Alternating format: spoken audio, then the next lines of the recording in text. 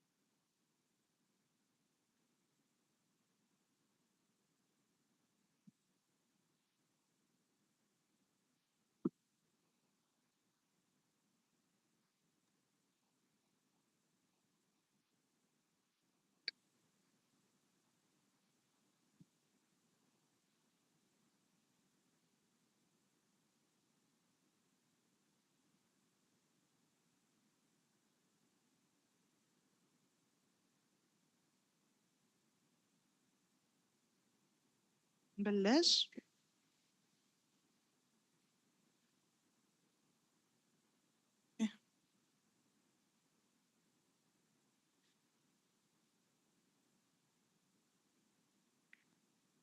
الحضور الكرام، صباح Distinguished الخير. guests, good morning.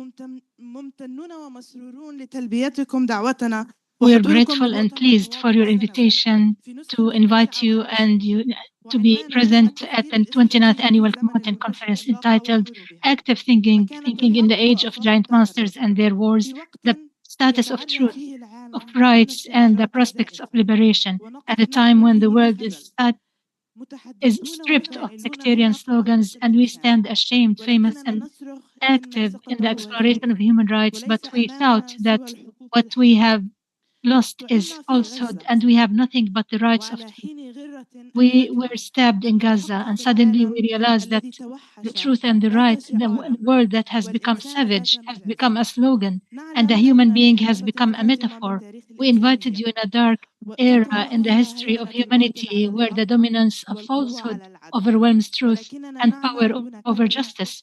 But we للحفاظ work على without المعاني التي all نؤمن the بها. earth, علنا with all نحبكم. the meanings we believe in, hoping not to make يعقد المؤتمر a بترتيب difference. الهجين The في حرم conference is جامعة held in a ميرزيت hybrid في فضاء arrangement at Mirzet الافتراضي University بجامعة and in the ميرزيت. virtual space of Mirzet سيفتتح University. المؤتمر بعد The قليل conference will رئيس be opened الجامعة shortly الدكتور by the طلال president of شهوان. the university, Dr. ولكن Talal اسمحوا لي Shahwan. بداية But أن let me ألفت first draw your انتباهكم إلى attention بعض to الأمور some التقنية، technical matters, خصوصا التي يفرضها especially those عليها imposed الحاجز on us الافتراضي. by the virtual space. يرجى من الجميع إبقاء الميكروفون Please all صامتا keep في your جميع الأوقات microphone muted إلا حين at all يتم times, only when you are given the platform to speak. We hope for our Zoom followers to to raise their hands to participate, and you will be transferred to a panelist to speak. You have the raise the hand feature under actions. You can hear the translation by clicking on interpretation or hear the speaker directly by activating this feature. There is also a simultaneous interpretation. We hope you can get the devices at the entrance of this conference room. On the next 2 days, we will try to understand an in-depth understanding of the Palestinian cause. We look at occupation as part of world colonial system, and both are playing diverse roles at the various fields, levels. We would be listening to the elite group of experts in this matter by the president of the university that has gone through many steps. I call upon Dr. Talal Shahwan to welcome you all and to open the conference, please. Good morning.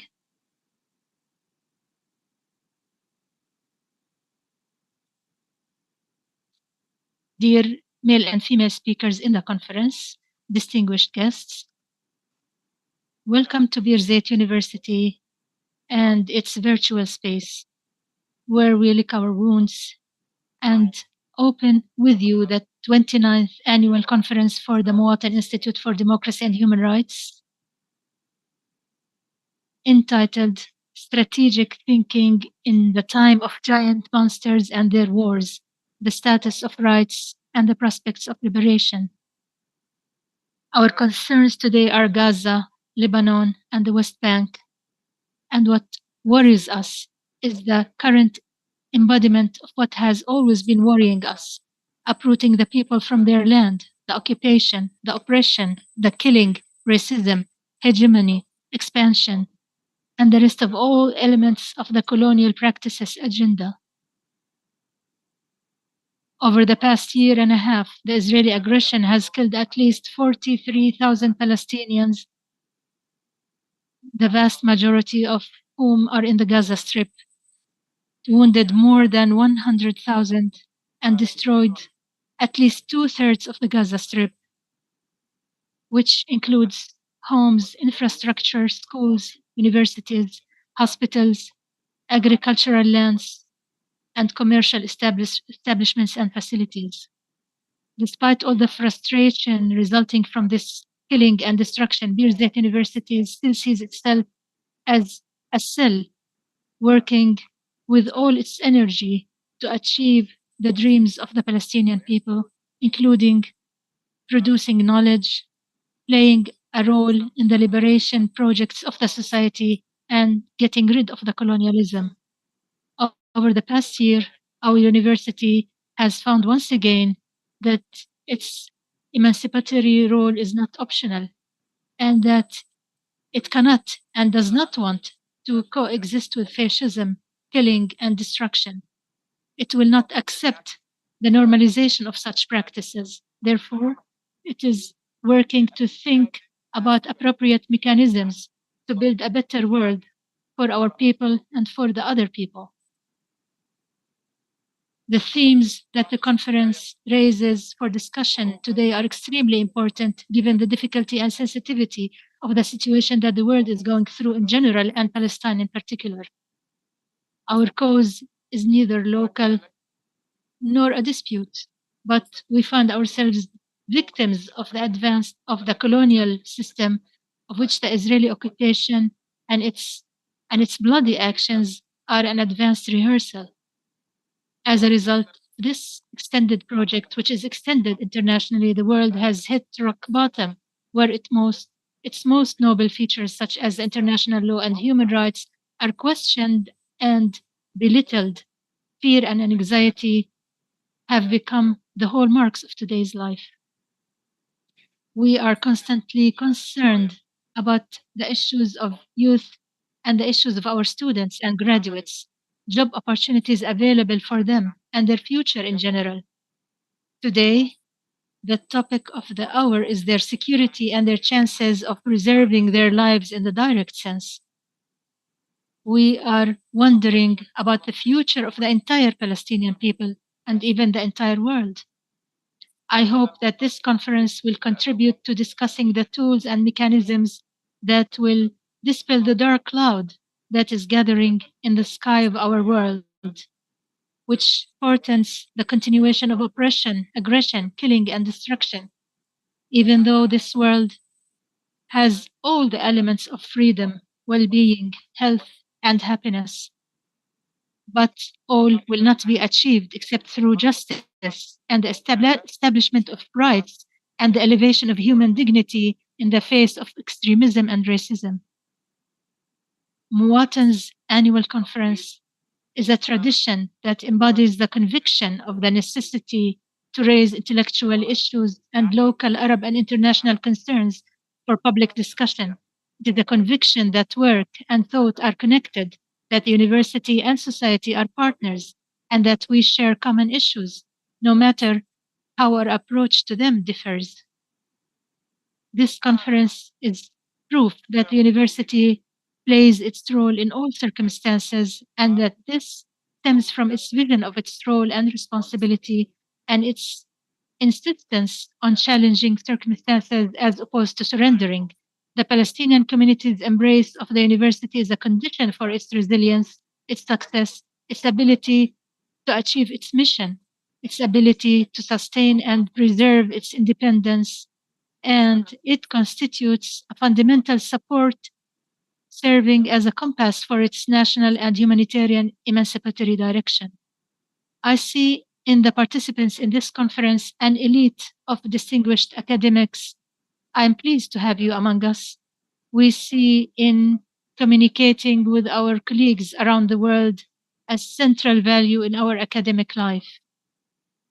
We see this is an integration, professional and international solidarity, both of which are necessary to enable us to confront the challenges and obstacles created by the colonial circumstance that we are experiencing. Allow me to pay a special welcome to our guests participating in this conference from outside Palestine, even though they were unable or were not able to come and sit among us here in these difficult circumstances. We find in your contributions an embodiment of your solidarity and support to us, food for our growth, and a glimmer of hope for a future in which we share with you the overcoming of hardships. We hope to host you at our university in the non virtual space at the earliest opportunity possible. Finally, I welcome you all once again, wishing you success in your conference and looking forward to your contribution, hoping that your dialogue will be fruitful and that your conclusions will be constructive.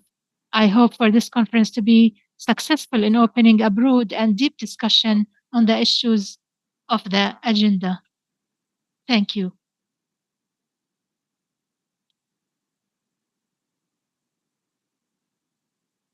Thank you, Dr. Talal, for this expressive speech that did not miss any of the details of this conference.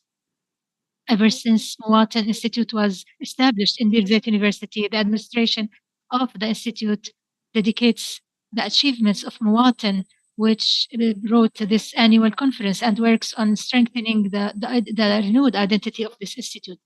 The path is still at the beginning. It's a promising one, a very ambitious one. I invite Dr. Mudar Qassis, the director of Muwatin, to make his speech, please. Good morning, all.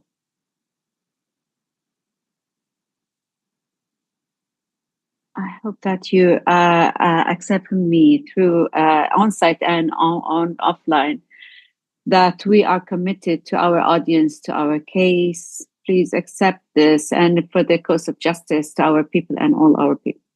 This conference, one of Muwatin's annual conferences, is being held in its 29th edition, while we are in the midst of an escalation of the barbarism of colonialism that has been going on for more than a year. We face this reality with all the means at our disposal. The first of which is that we refuse to normalize this reality. We refuse to submit to the barbarism of the occupation and its allies. 3 years ago, Muwatin Institute held its conference in a hybrid form for the first time in the circumstances of the pandemic that had affected the world, which it was unable to overcome for more than a year. not because of the inability of science and modern technologies to contain the epidemic, but because of the lame priorities of the global system. Today, we are holding our conference in a hybrid form due to the occupation epidemic, which the world can confront, but its lame are priorities for, and its false interest in peace and its greed prevent it from stopping the Israeli killing machine. Since 2019, the COVID epidemic has claimed the lives of 0.1% of the planet's population, while the Israeli killing machine has claimed the lives of 2% of the Gazans, meaning that the devastation of the Israeli barbarism is 20 times more than that of the pandemic. This is before we mention of the misery of the lives of those who remained and are displaced, or mention that the damned virus did not destroy homes, schools, hospitals, streets, and farms, as the last wave of the Israeli aggression did. I will move on to the subject of this conference. I will start with the complex title of the conference, and talk of the status of the rights of the prospects of liberation is the product of the situation that leads to despair of international law and human rights that are boasted by forces that support the barbaric aggression after they supported the occupation force, and the inability of their tools to even temporarily stop the killing of children in Gaza. It is an implicit declaration that the prospects of liberation are not subject to tools controlled by the force of hegemony and colonialism. As for the borrowing of the time of giant monsters from Gramsci, it is a reference to the era that witnessed the rise of fascism in Europe in the second quarter of last century, which led the world to a Second World War. History will not go back, but its strategies can be repeated. We must study history to avoid the repetition of tragedies. Everyone knows that the danger of a third world war weighs on humanity, and that the danger of nuclear war is real. But what pushed the world towards the slippery slopes that made these dangers more severe and come closer? It is, if you will, history itself. The era of new liberalism, which emerged from the capitalist system nearly 5 decades ago, has reached the stage of decadence. Its rot has become deeper, broader, and greater than its drugs and magic can control. But the existence of this slope of decadence, which I claim is inevitable and unavoidable, does not necessarily mean slipping, but it imposes caution on us. And because the new liberal system is now faltering and seeking to cling on the brink of the abyss, hoping to hold for more time, we must not only be careful, but also refrain from trying to rescue those who have fallen into the abyss. It is deep, and the weight of those who are falling in is heavy because they feed on our strength. We are living the beginnings of a new world order, the features of which have not yet been determined. Rather, what we see today of wars and conspiracies is a struggle between the forces of the current system over the nature of the new system and its place in it. Therefore, there is no escape at this stage from sharp polarization, as the forces of the past are trying to confront changes. And they are in a state of denial that they have reached the stage of decline. But at the same time, they're trying to benefit from the state of instability and chaos that they themselves created in order to expand and deepen their hegemony. They seek to escalate their hegemony for 2 reasons. First is its expansionist nature, and the second is their belief that rising hegemony can enable them to regain control of the wheel of history, or at least slow down its course. Thus, wars, fascism, populism, and various forms of gambling with a future of humanity becomes a popular trend that the powers hegemony turned to without considering its consequences. And this explains the silence regarding the barbarism of the Israeli colonizer and the complicity of the powers that continue to preach the rule of law and human rights. They believe that this barbarism is necessary in order to preserve their system and their position in it. Stability in the global system today means a faster pace in the process of ending what remained of the system of unilateral hegemony over the world. And therefore, the power of hegemony are not in a hurry to extinguish the hotbeds of tension and the wars or stop the massacres in Palestine and elsewhere. Today, the struggle is still over unilateral hegemony, and it must be noted that the shift towards pluralism does not mean, nor does it aim to end hegemony, but rather it seeks to share it and not end it. As for us, we want to end it and eliminate it, and it's preferable that we be able to uproot it from its roots. Will multipolarity, which is expected to replace unipolarity, serve the goal of eliminating hegemony or even limiting it? Multipolarity is likely to lead to a situation that gives more room for the struggle against hegemony. It is a struggle on a broader front. In all cases, the organization and action of anti-hegemony forces is the decisive factor in this long-term struggle. Success, even limited and modest success in this struggle, requires the crystallization of the forces that have an interest in ending hegemony and not just supporting and backing the forces seeking to end unipolarity in order to share hegemony. But who are these forces that have an interest in ending hegemony rather than sharing it? They are not all empires seeking to restore their glory, nor are they small states that want to play roles similar to those of empires and believe that this is possible because they use a distorted balance of power adopted by the global system in the neoliberal era. This balance increases the weight of money and technologies of hegemony and diminishes the weight of people and the masses. Rather, the crushed forces in the current global system are the ones who have an interest in ending hegemony. As for the empires, they will either move to the end of the road or just fail. And same, there will be no place left for small countries who held to these empires because distortion and the illness that have led them into this ambition will become useless when all these systems will diminish. Neither money nor all technologies will give these systems a weight, especially if people who demonstrate against Palestine, against the money, they will be able to acquisite everything and its factors were countries or manipulations or organizations.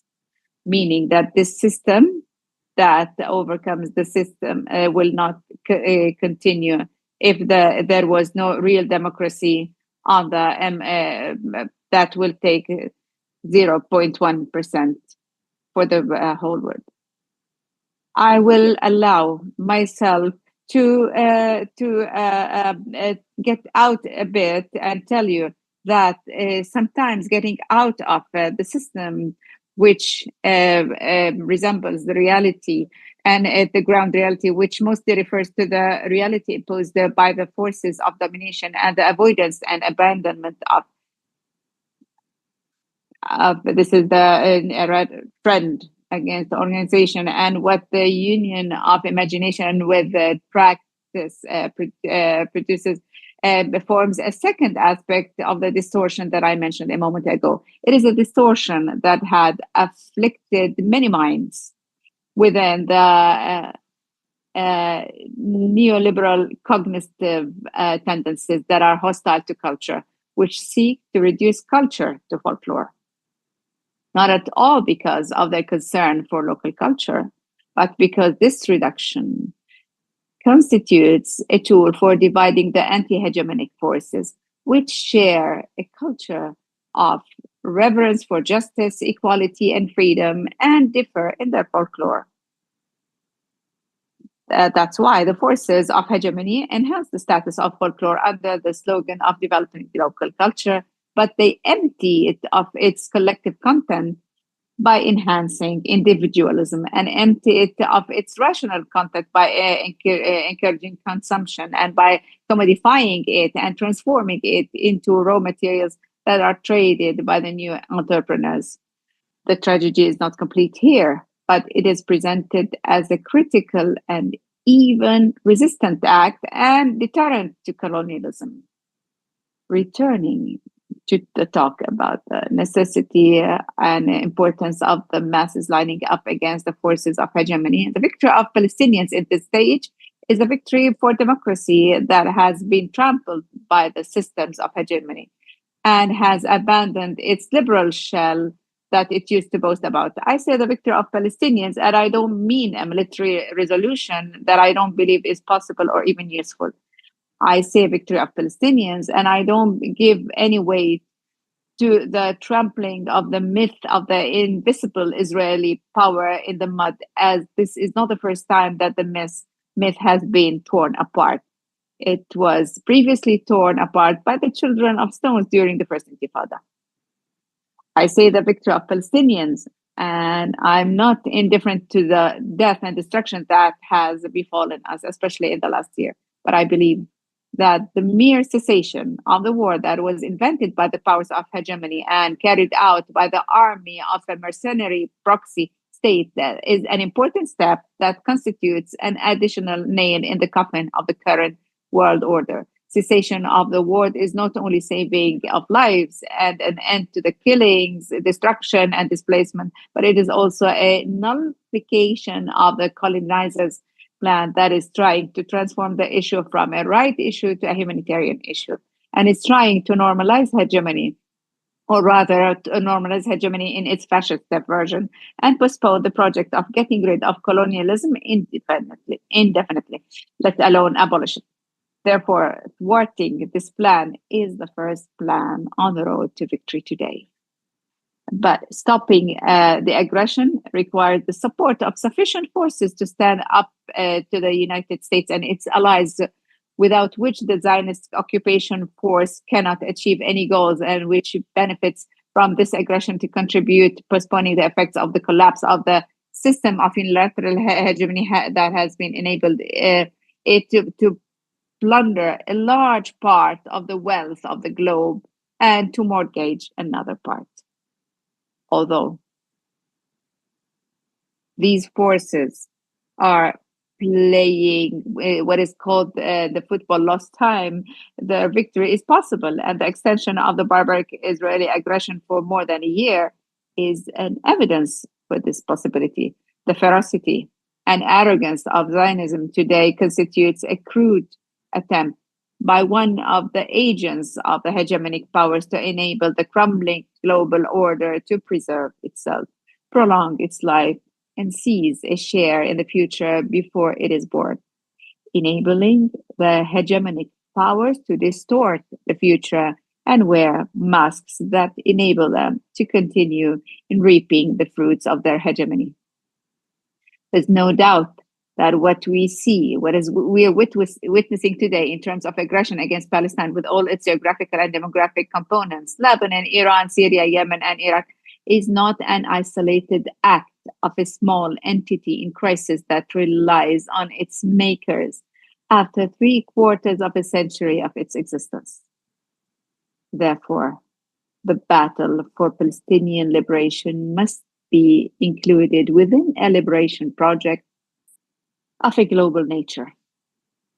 The signs and features of which we see in the widespread solidarity with the rights of Palestinians around the world. We must define the features of this project and determine the position of our project within it. And this is what this conference will hopefully contribute to in shedding lights on. The sessions of this conference will discuss the global context of colonialism and its resistance, and the rise of fascism in the era of neoliberalism's demise, the failure of falsehood of international law in the age of polarization, the organic links between the local and the international, the unfolding and exposure of regional division, and an attempt to take all of this into account in the process of formulating the Palestinian Liberation Project. Finally, allow me to welcome you, speakers, this conference, participants in its discussions, and observers of its works. I begin to welcome our guests from outside the Arab world, from outside Palestine, outside Beirut University, and from within it, ending with the Muwatin Institute team and its colleagues from the university's various units who worked hard to make this conference a success in difficult circumstances. I would like to express mainly on behalf of my colleagues our sincere gratitude to those who did not hesitate to accept the invitation to participate in the work of this project, because they feel that this is that this contribution and part of declaration of solidarity with a human character. It is this solidarity that we believe there is a hope for a smiling world is based on solid foundations. Thank you.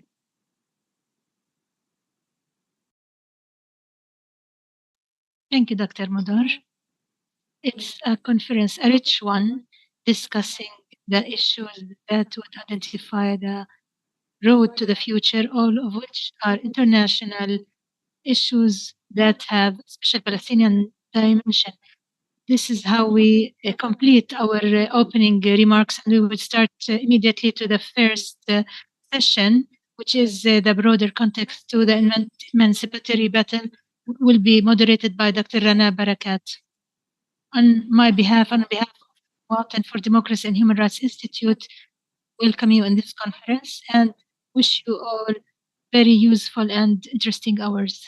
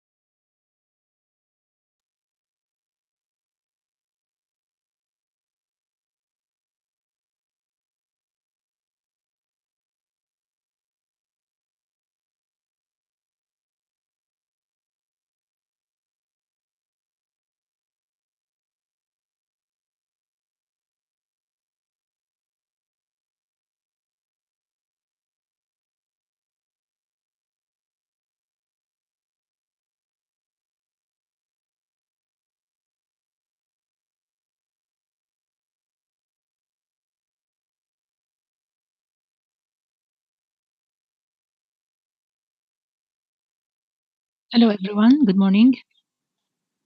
Hello, Dr. Talal, Dr. Mudar, for this wonderful opening. Today is the first session entitled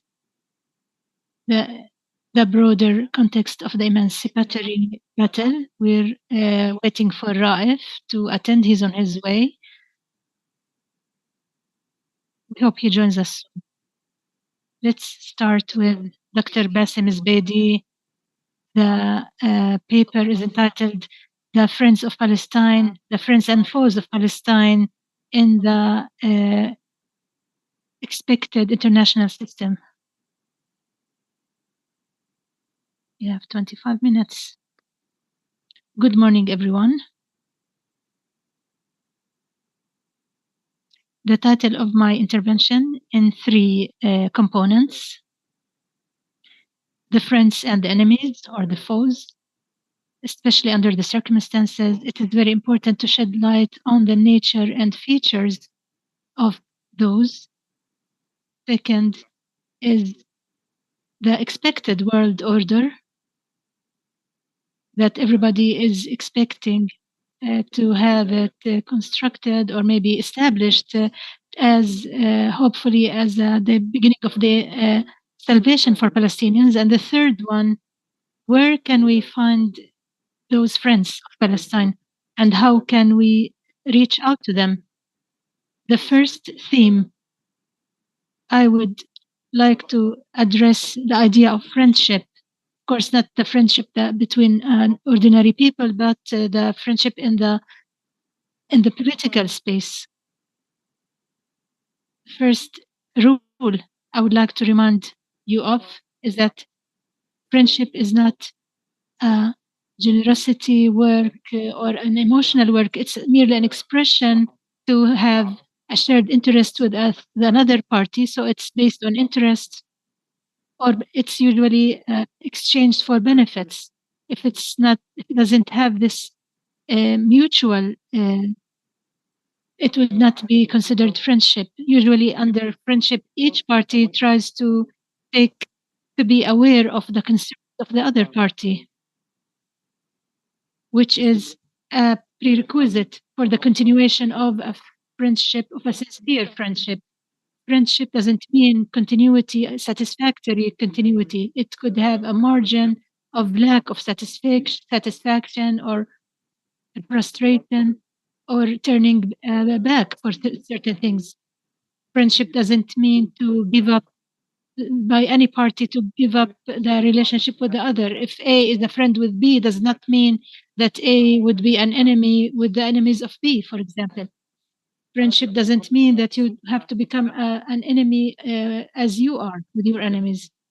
There is this gradual considerations of each party by each party in making these friendships. Friendship is not usually based on the rule that the enemy of my friend is my enemy or vice versa. Friendship needs resources to continue, and these could be tangible or maybe material, maybe symbolic, maybe also there has to be something is provided or presented in return to continue with the friendship.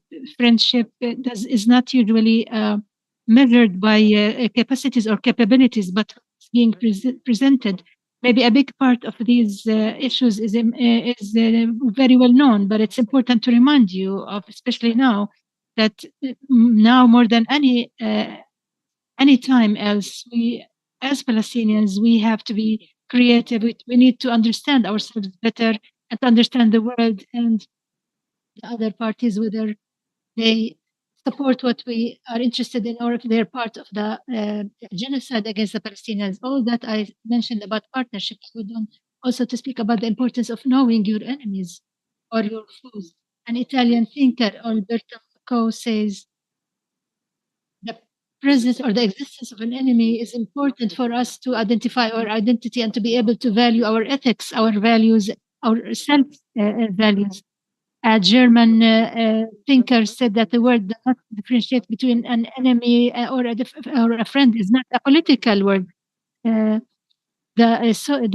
Russian advisor said to the West, we would be providing you with the worst service. We would deprive you from the enemies in order to benefit and to realize the contents, the different contents or components of these principles, it's important to know yourself. I mean, at a Palestinian level, what do you want? The first question, who are we? Are we a Palestinian, a united one Palestinian people, or are we groups of Palestinians, different various groups of Palestinians? I would try to avoid the slogans, emotions. I would just look at on the ground, how I see the picture, the actual picture. In reality, are we one people, population, or various groups connected to, under the name Palestinian people? Who represents who or which? There's a PLO, there are PA, there are factions, there are central committees, and there's the population or the public. But nobody realizes who represents which group and what are the rules for this representation, and when do we need to examine these representations? Usually in the various reports about the democratic tools, it's a mechanism, it's blood oozing from the body, which identifies that this body is still alive. However, as Palestinians, the Palestinian politic or the Palestinian political scene is something that is clear. There is also ambiguity in terms of trying to understand the struggle or the conflict. It's not very clear if it's religion based on the religion, or if it's national, if it's emancipatory, if it's humanitarian. All these things are overlapping. Sometimes they can be lost in the storm of injustice and oppression and pain that we are subjected to. However, the intensity of this pain and genocide does not spare us at all from doing what is needed about thinking, creative thinking, to identify or define the lines, the contour lines that this conflict we are experiencing, in order to direct our efforts in the correct direction.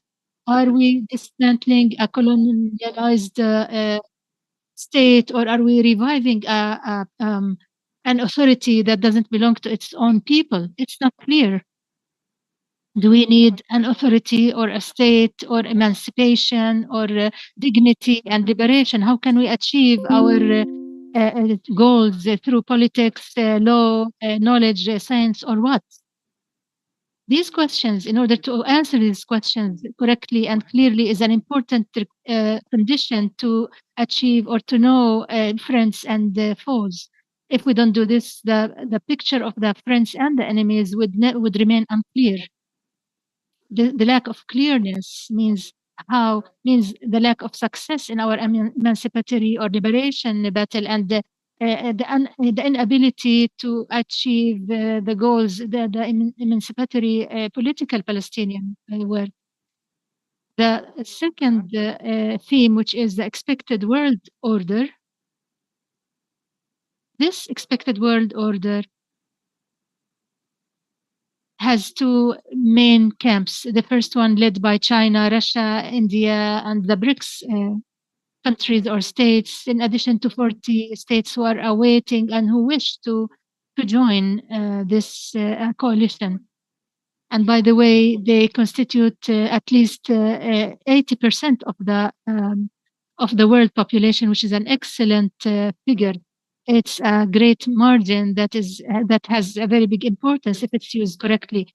The other camp is the minority that does not go over 12% of the world population, which is the current Western based system led by you and the United States. These two camps, I believe, are in a state of struggle or conflict and are competing, the first one to reserve themselves, and the second to keep the first or to exclude the other one in order to get certain benefits that are worth their value and their economic, cultural, and historic values or interests, during which the birth of this system, some might see or believe, I personally believe, that there is a war or a cold war that we're experiencing. I think this cold war is similar to the previous or the past Cold War during the Soviet Union, the former Soviet Union, and the USA and the West after the World War II. In the World War II, there appeared a new system that started to dedicate its presence existence through a Cold War. And if you remember, the first flash was the Cuban rocket crisis back in 1962. I believe we are facing something similar, but this time it's instead of Cuba, it's Taiwan probably.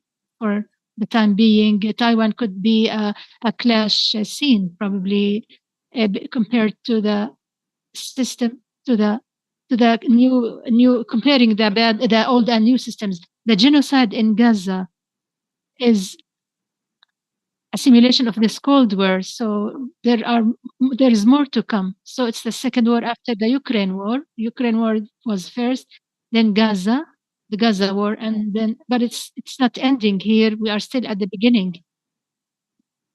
Some of the experts they see that this will continue for maybe the next 2 or 3 generations, up to 50 or 60 years.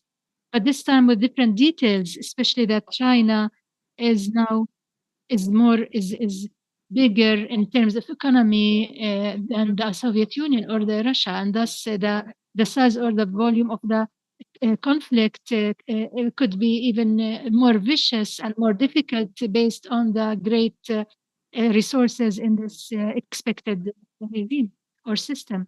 I've said China. I would be speaking about the rest of the countries. China is a country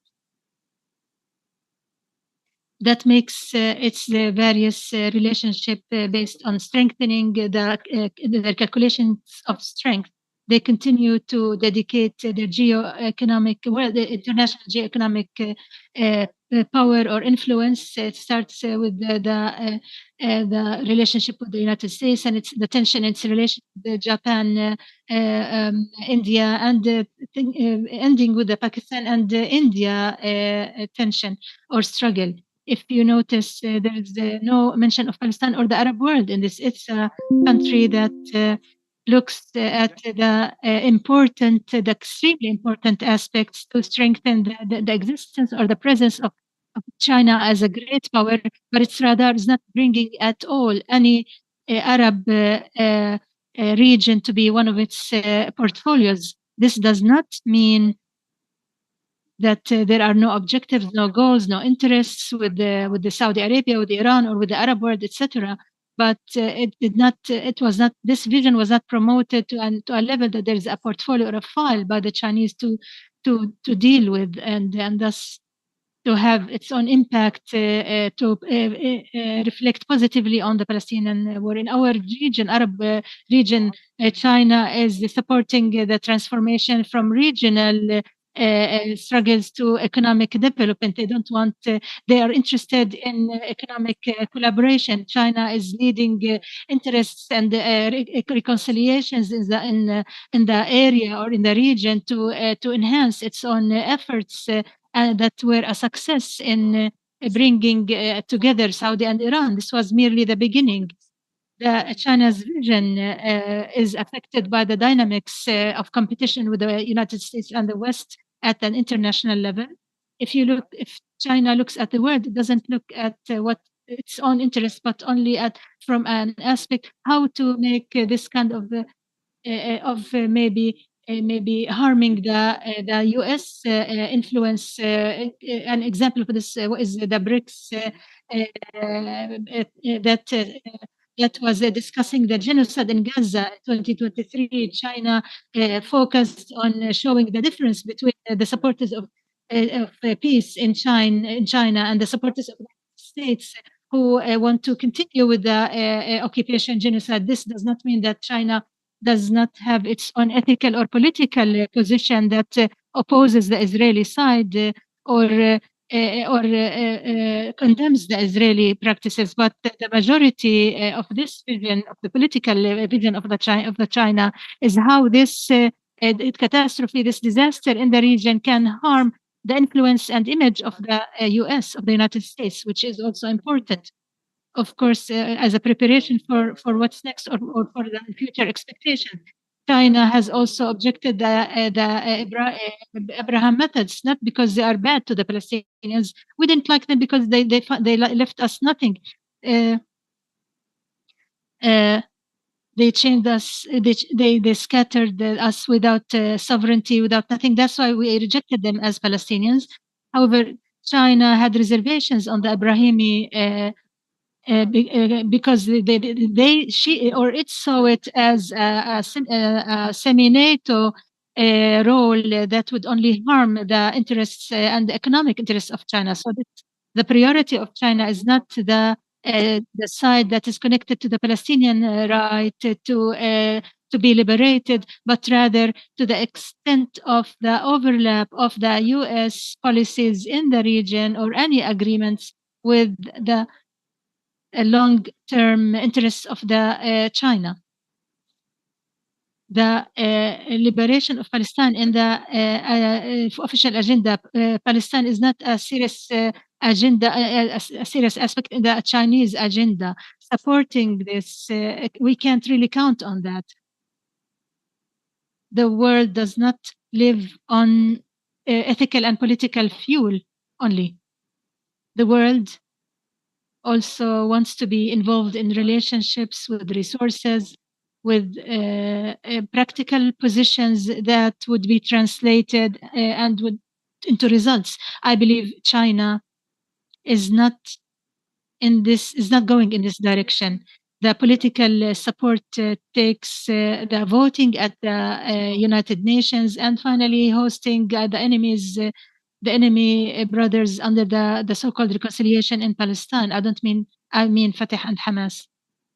The financial support is very modest. Since 2008 through 2022, it was not more than $11.28 million, which is nothing compared to the huge or tremendous wealth of China. It's nothing. The absence of actual support is a message by itself that in return, China has big and growing relationships with the occupation, and normalization started with the beginning of the 90s.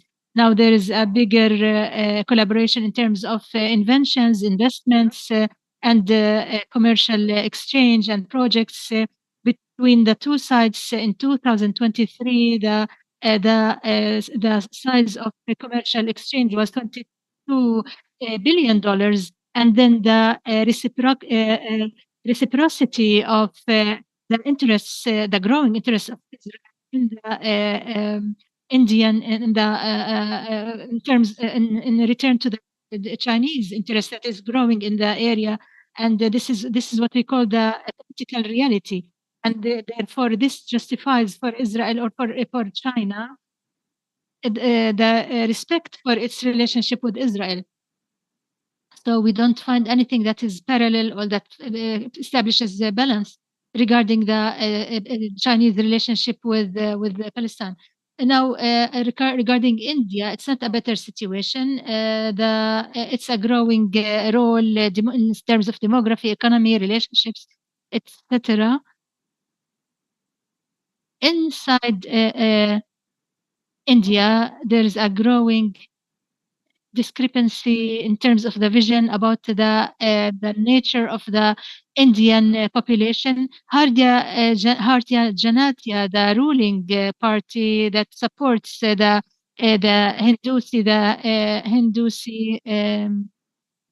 Hindusi supremacy, but whereas today India is biased towards the occupation state, and it's a very defensive partner to Israel.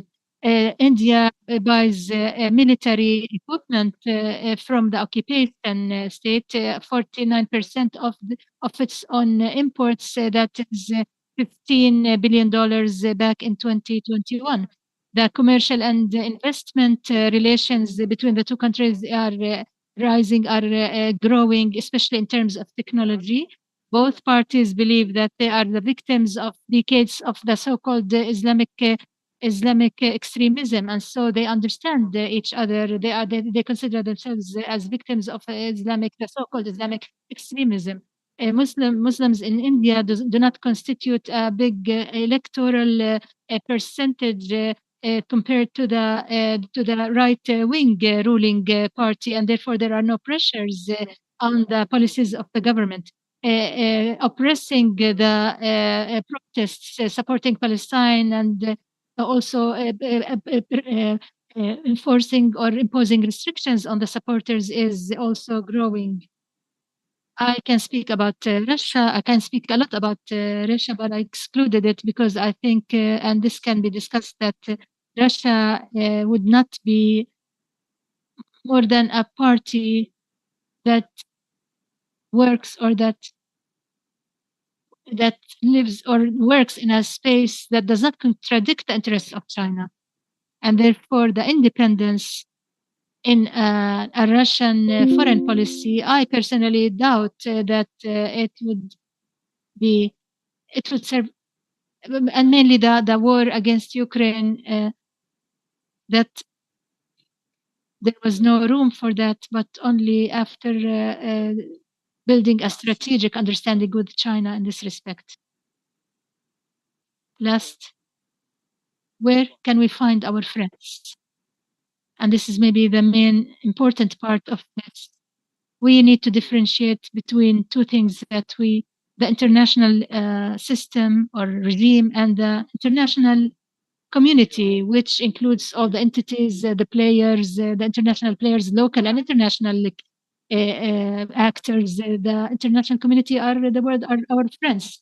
The international regime is a space monopolized by the colonial states and those who support the Zionist and colonial occupation. These are our enemies, and we know we need to overcome, to employ the first one to be stronger than the other. In terms of the Palestinian human rights, we have four aspects. The first team is the one who provides support to the Palestinians with all means, like South Africa, Nicaragua, Bolivia, Ireland, Norway, especially at the universities. And we have seen that in the past months, how university students in the European and American universities played their own role. There is also the limited support by some Arab and Muslim countries, China and Russia and other world. It's a partial support. The third one is swinging between a limited support and collision with the or conspiring with the occupation, like the Arab Gulf states. Fourth is the political partners, military partners, and intelligence partners with the occupation. I mean, here particularly Germany, Britain, the United States, France, Canada, Australia, and some other countries like Netherlands and the others that are in the scene. The countries or the states of the first type are against the US policies in the region and the world, and are defending justice and the rights of the Palestinian people. They are calling for the BDS boycotting the cultural of the US, boycotting the occupation state, boycotting the occupation, inviting the governments to boycott the Israeli policies and the Zionist policies, that we should not turn a blind eye. We should boycott dealing with them. Partnerships. The Palestinians have they can do partnerships with Latin America, Colombia, Bolivia, Chile, Honduras, Brazil. There is a setback in the influence of the US, and this is an opportunity to 90% of the continent is now under the influence of governments that have humanitarian tendencies. There is a big presence of Arab groups in Brazil, in Chile. Chile has the biggest Palestinian community, and this includes, there are many Palestinian politicians, Arab Palestinian politicians in other foreign parliaments, like in Brazil. The absence of groups who support the occupation is is only 500,000 supporters for the so there is a potential that we have some benefit for the Palestinians. Africa, there is a cultural, popular aspect that reserves the emancipatory expressions and terminology. They support the Palestinian people, and this current has become really stronger after the step taken by the African government, and which gives a lot of importance to the Palestinian rights.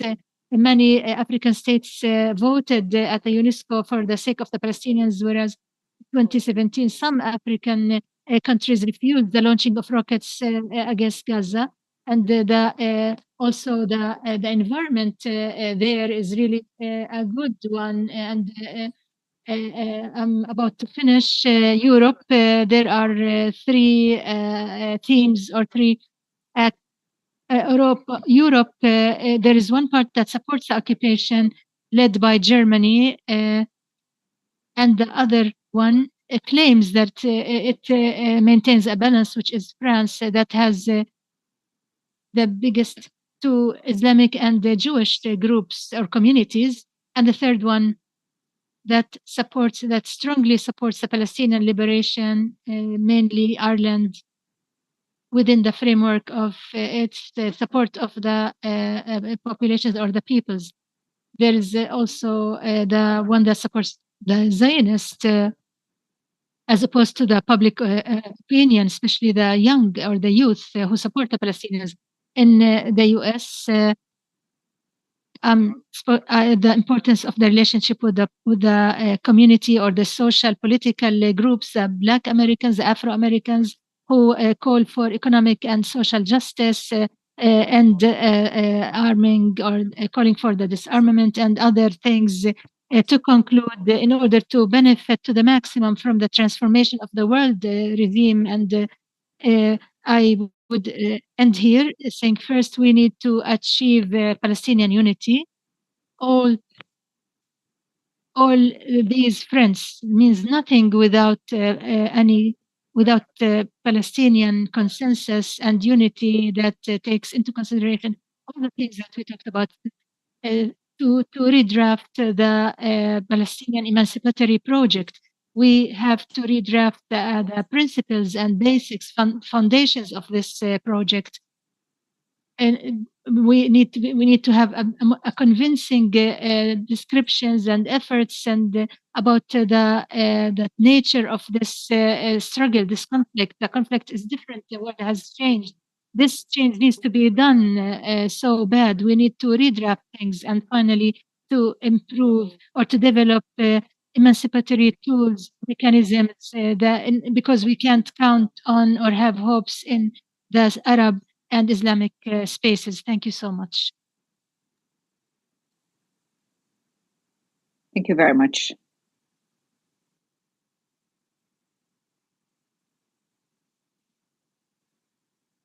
I'm sorry, Nana, just to introduce the speakers. Bassem is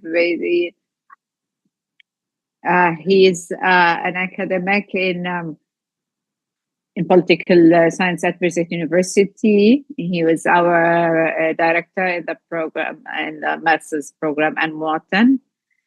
And he has worked previously in the development and planning at Najah University. Now, Dr. Abdelrahman Ibrahim. Dr. Rahman is an academic member in the political science department at Birzeit University, and the dean of law. And his paper is Palestine and the World Order. Good morning, all. Well, Dr. Bassem, we thank him for his speech, and I'd just like to give a briefing that is different than what he presented. It's a perspective about Palestine and the world system. I would talk about 200 years in a world system. What has happened in these 2 years? I don't want to refer to history as history, directly, but I'm using the historical development on our case since the beginnings of the Napoleon campaign on Egypt in 1799, and when it was a small news in Le Monde in 1970-99 newspaper where there was a call from Napoleon to all leaders in Asia and Africa to come under his umbrella to restore his glory. So they were partnerships, old partnerships. And also about his view, European view about the relationship of Jews to Israel, to Palestine, and reviving the role of the Jews. So that was also just a passing by thing. But then things have evolved after the Napoleon defeat and the Vienna Accord. That was the basis of the new system in 1815, which has for the principles of the French Revolution and maintained, and it was supported by Britain. So in the 19th century, there was a bigger development of the national feelings for those who have boycotted the three emperors, Russian emperor, Austrian Russian empire, and Hungarian one. What we care about in the 19th century is that there were two cases that were related basically to the case of Palestine. They have occupied the world system. Then it's the Eastern case and the Jewish case, and both were linked to our case. Basically, everybody's looking for the Eastern case, meaning that to share and participate the inheritance of that Eastern Ottoman Empire that was retreating since the beginnings of the 18th century, and it was glorified in all its dimensions in the 19th century. So it was how to divide the inheritance of this empire that stretches over three continents. So Britain had a different view. It was exemplified by Bentinson in 1939 to 42 that it's not yet the time to take the biggest share from the Ottoman Empire. We need to take it easy until time comes to get the biggest share for Britain's interests from the Ottoman state. The other case was about the Palestinian case. It was a national case, and it had to do with is a Jewish issue. The nature of the affiliation with about the Jews in Europe. Then there was a case that has stamped out. What about the Jews? Where do we position them? They're there as a power. They were they were seen clearly, very visible in the European empires, in the Russian Empire, in the Austrian Empire. So they were looking about the national case. It is they needed to have a state, and many of my students, when I teach about the modern world order, they're not aware that the number of states in the 19th century in Europe was very limited, and not over the number of the fingers of two hands. So how would they know about that there are countries that were looking for a state for another nation? Jews were needed state as they saw it, and of course they none of the Europeans wanted to have them on their continent, and so this is where the case stemmed in Julius and Czechoslovakia, and in the Gulf, and which is western of Ukraine. So the attempt came with the pressures to make use of the weakness of the Ottoman Empire and to get more involved in the Jews. So there are two interlinked causes, and this is where settlement started to infiltrate in Palestine through the different missions, exploratory missions, and so on, and having the new Petah Tikva colony and Rishon LeZion, and so on. This is how the migration cycle started to Palestine in the 19th century, and of course, it was more exemplified with the politicization of the Zionist organized movement in 1897, and the decision to establish their own state on the land of Palestine, and to look for a proxy, an agent who would supervise, who would execute this project. So then World War I came. Which included the demolition of the system of Vienna and other empires who were there after the Vienna system. That was reflected that had its reflections on our area, especially here in Palestine. And with that, where the Zionist movement was able to make it to decision makers in the US and Britain, that was expressed by the Balfour Declaration on November 2nd, 1917.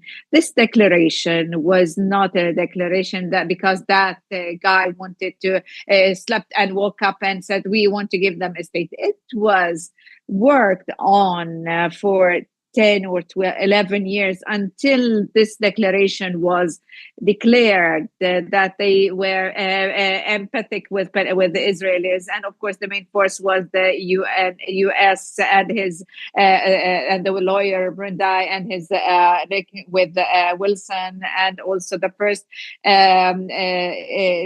Zionist minister at the British government, which was, of course, exemplified in the occupation of Aleppo and Palestine, and to have the state that Israel should have a national home in Palestine, and then where it was legitimized by the UN, because the Balfour Declaration became one of the mandates decisions to give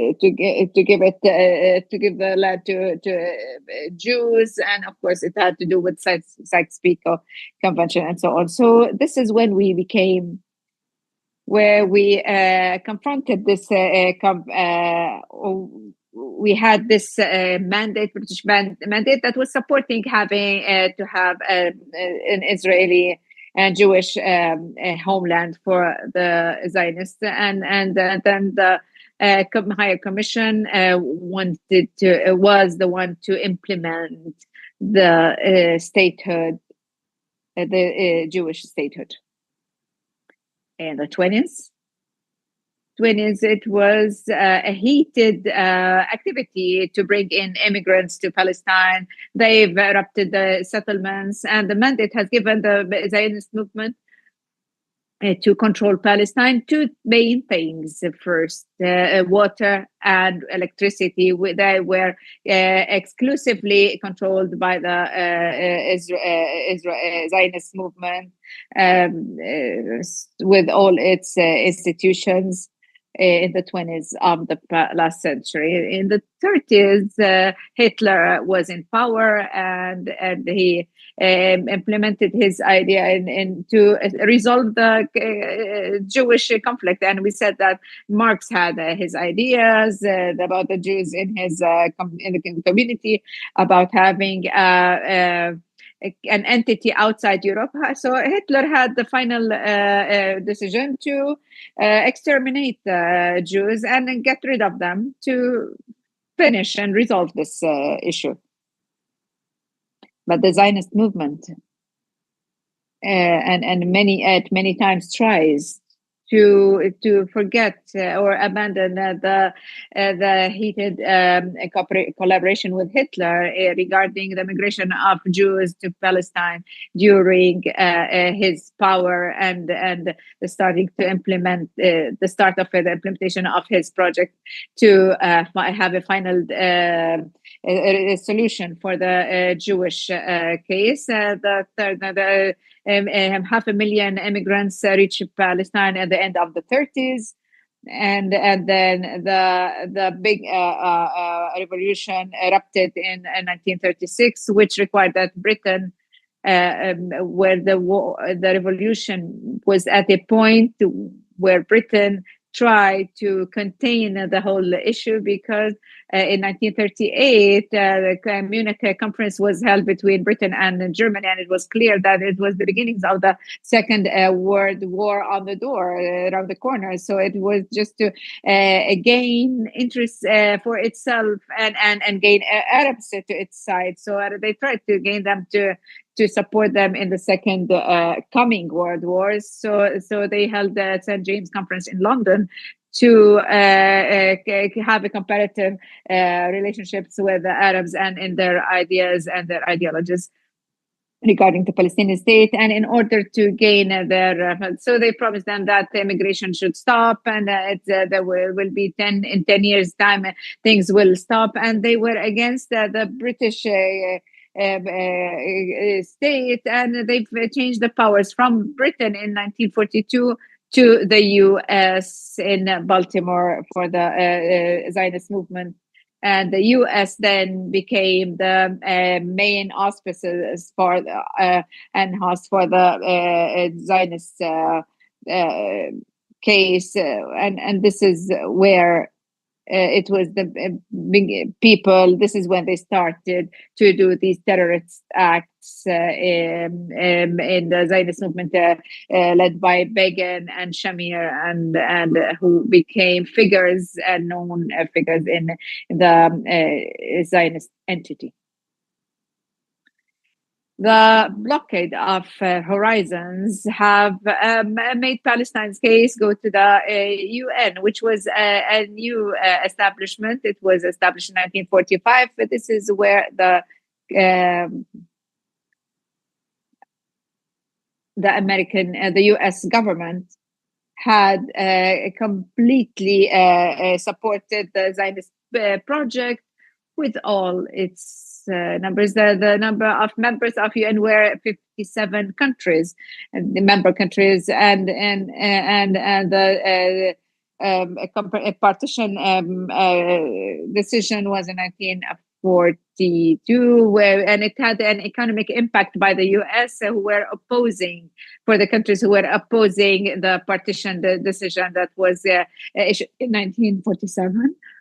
The war erupted between the Arab armies and Israel in 1948, after the announcement of the establishment of Israel in 1948, and the entry of the Arab armies who were trying to protect Palestine from the formation of the Jewish state. So this is where a new case happened, that the state of Israel has started, and we became refugees without any political rights, and actually they occupied the biggest part of Palestine in 1948, and this is when in the polarization of the world, they recognize the Israeli Zionist movement. It was the Soviet Union and the USA, and this is when things became the world became dual polarized. The Palestinian case was absented. And if we look at the system, with all the attempts to establish a political Palestinian entity, and the struggle within the PLO and all that followed, the dissolvement of USSR and the establishment of a uni-polarized system headed by the USA have entered to this equation. New emerges, entering new concepts that are related to the resolution of this conflict. They took us into a myth that was never there in the political sciences and international relations. It's called the peace process. It's like to build trust between two entities, occupier and occupant. And the dilemma of the Israeli and American statehood. When we talk about peace process, this is derived from other sciences related to chemistry, to physics, and not to political issue discussed. We need a permanent auspices. So all attempts have failed to solve the Palestinian case,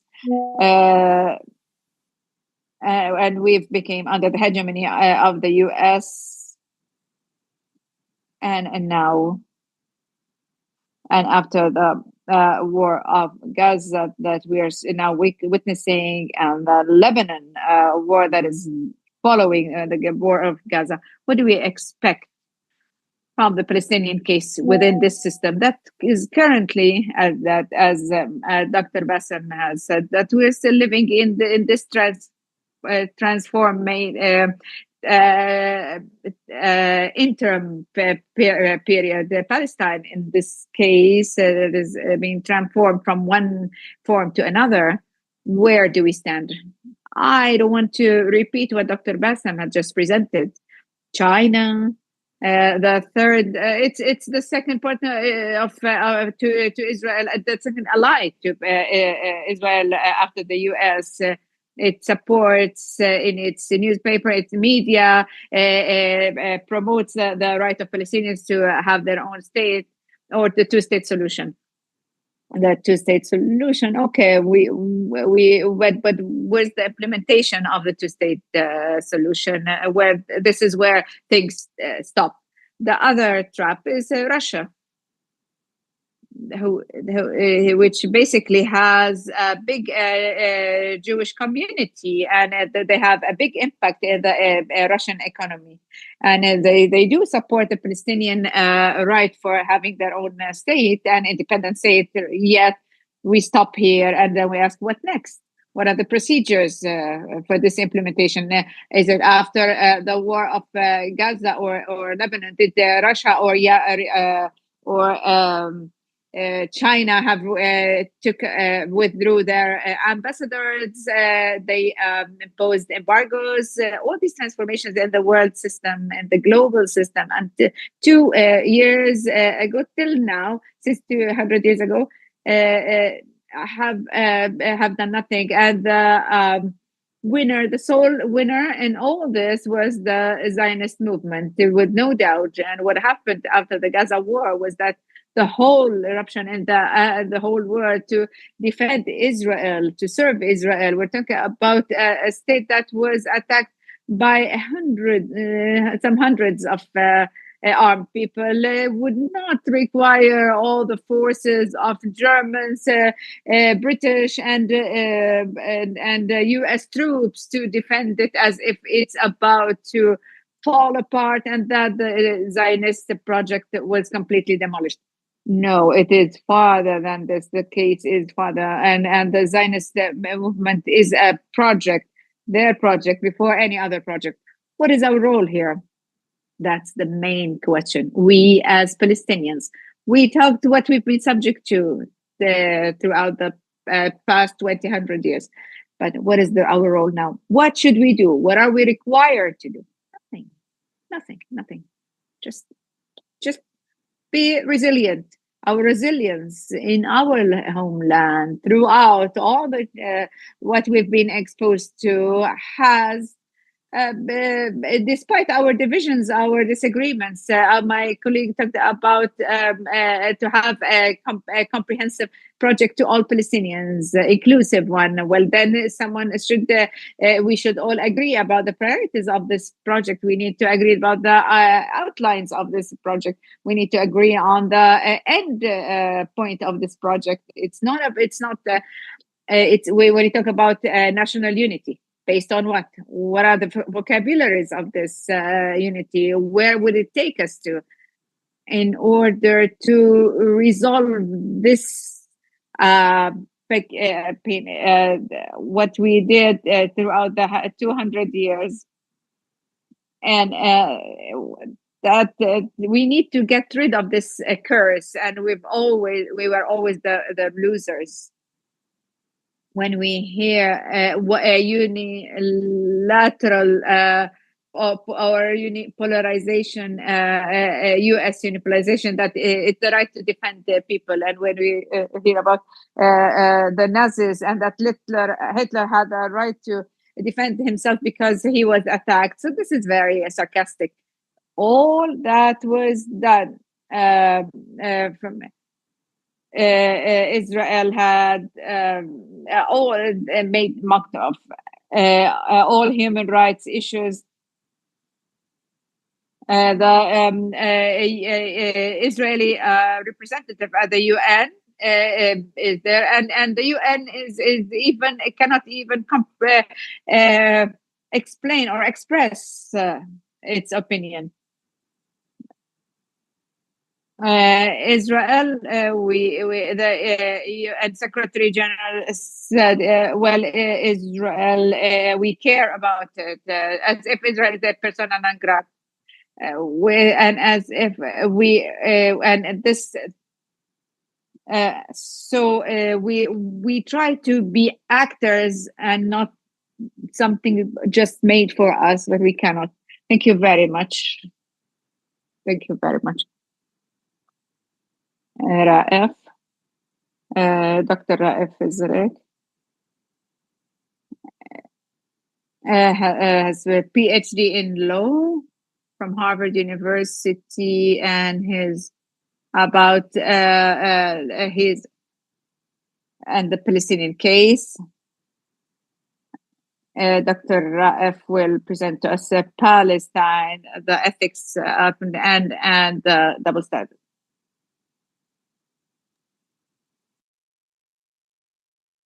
Good morning, everyone. There are always changes that you're quite aware of when they, of course, close the checkpoints and the crossings. So, sorry for being late. I agree with you regarding a concern, the legal jurisprudence, the political philosophy, which could sound very technical at the beginning, but the more or the deeper you get into this topic, you would feel the political impact and consequences in terms of the political thinking in general and the political thinking, the Palestinian political thinking. It could save us sometimes or bring us some frustrations or disappointments, or could help us have our own expectations or expect some behavior by certain states. Our disappointments are too many and justified, since the Balfour Declaration and the 1922 mandate and the division decision that were all unjust, unfair to the Palestinians. Maybe it's important to give attention to the procedures or what happens in the world politics, and try to understand the universal principles. Sometimes we might not think that there are clear principles, but implementing them or applying them is done incorrectly. This is what I will try to clarify. I will try to address at the end of the day whatever can be considered as universal criteria, maybe not universal, or our understanding to these standards or these criteria, are they one universal criteria, or are there contradictions, or are there multi-universal criteria that contradict? So is the universal one or multi? What does it mean to have the universal as multi?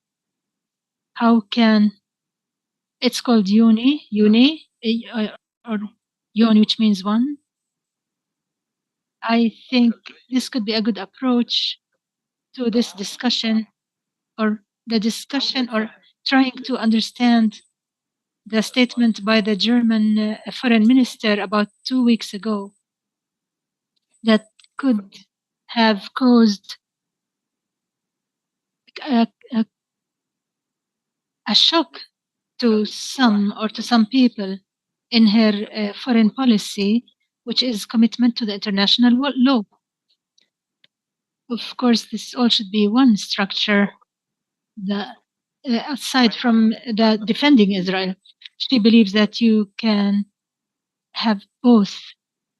She comes out, of course, I'm talking a foreign minister saying that the killing of civilians in certain cases is illegal, and in the Palestinian case, the civilians must be killed if they disappear behind the civilians. If military persons are hiding or using civilians as shields. So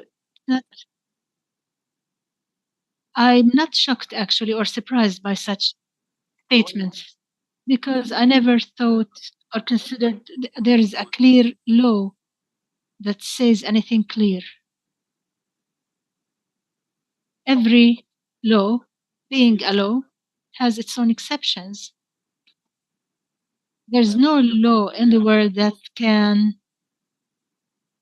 say what are these exceptions. As Palestinians, we always make our own exceptions. So this is not a German innovation. It's true that it's the international law that prevents the killing of civilians in certain cases, but in other cases, the civilians can be killed. Every people have their own moments where they can align the international law with their own interests or needs. Many people do that. And therefore, there's no international law. There are international laws serving the emancipatory movements and communities across the world who try to interpret the laws according to their interests. I wasn't surprised. This was my discussion with the liberals, the Zionist Jewish liberals. They say this doesn't work. I would say, or maybe they say, no, this could happen. So there are things that can never occur. Whereas, for example, the October 7, many demonstrations were prohibited without changing or amending the law. We went to the Supreme or to the High Court, but the High Court did not agree to listen to us. So there is always something hidden, unwritten item about the right of demonstrations or protesting. If things are a certain political case, but if it's a war, then you can delay the right to demonstrate to other cases or to another period of time. And therefore, I wasn't really surprised by that. I believe the history of this question is similar to the human ideology history. I would not go back to Plato, who represents the universal hypothesis or theory, but I think the justice is not merely in equality or interpreting equality, that everybody has to do their appropriate work. There are people who can do the thinking, a king, a philosopher, and others who tend to love the fame or risks, so they become soldiers. There are people who are more interested in food, so they become laborers. To him, these are the universal ethics. If we go back to hundreds of years ago, if we go back hundreds of years ago, we would find the same philosophy about the European Enlightenment philosophy, starting with David Hume, There's no doubt that he's one of the great Enlightenment philosophers who says clearly, I haven't seen any contribution by a Black person to the humanity civilization. Emmanuel was a philosopher of Enlightenment who spent all his life preaching for life, freedom, and equality. He wrote about a certain race. There are contexts that became late, but maybe he changed his mind. But he really talked about the hierarchy of races and the human features in its best images. That's Kant. We're talking about Kant. If you want to speak about Hegel, John Stuart Mill, who wrote on liberty, but in the same time he thought he used to support colonialism in India. John Stuart Mill did not believe that people have the right to get married. They need to get a permit in order to get married. And he used to believe that if there are people who are with the limited intellectual power, there are things they should not do, or they're forbidden to do certain things. So the many philosophers and these positions that we can call superior or racist or hierarchical, etc. How can we understand the supremacy of the principles of the universe preached by them, by all these philosophers, with their willingness to justify, maybe try to be in line, or with John Locke, for example. John Locke, who wrote many things about freedom and natural rights, used to have slaves. How can we understand these things together, or these contradictions? How can we understand the statement by the German foreign minister, who believes she represents Enlightenment values in their best images that would lead to the genocide that is taking place in Gaza? One direction that could be, or maybe one understanding, maybe they did not notice the logical gap between their conclusions and their principles and their implementation of these principles, as if there is a logical gap that, if bridged, and if this gap is being bridged between the principles and the universal ideas and dealing with, they could have noticed and taken different positions, could have been more aligned with themselves, or with, and this is an interpretation. Of course, we're talking about 3,000 years of slavery. They did not, this mistake took place for 3,000 years, and we fixed it after in the last 100 years. Of course, there's the interpretation that tends to the ideological interpretation.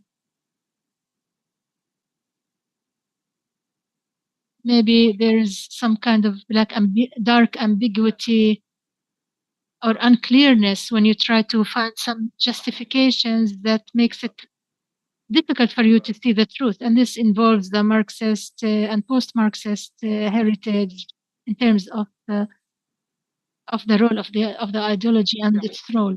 We can speak about bad intentions. Maybe this is a third possibility. Third intention, no. She knows, actually, she knows what she stated. Her statement contradicts the principles that she believes in, the universal ethics.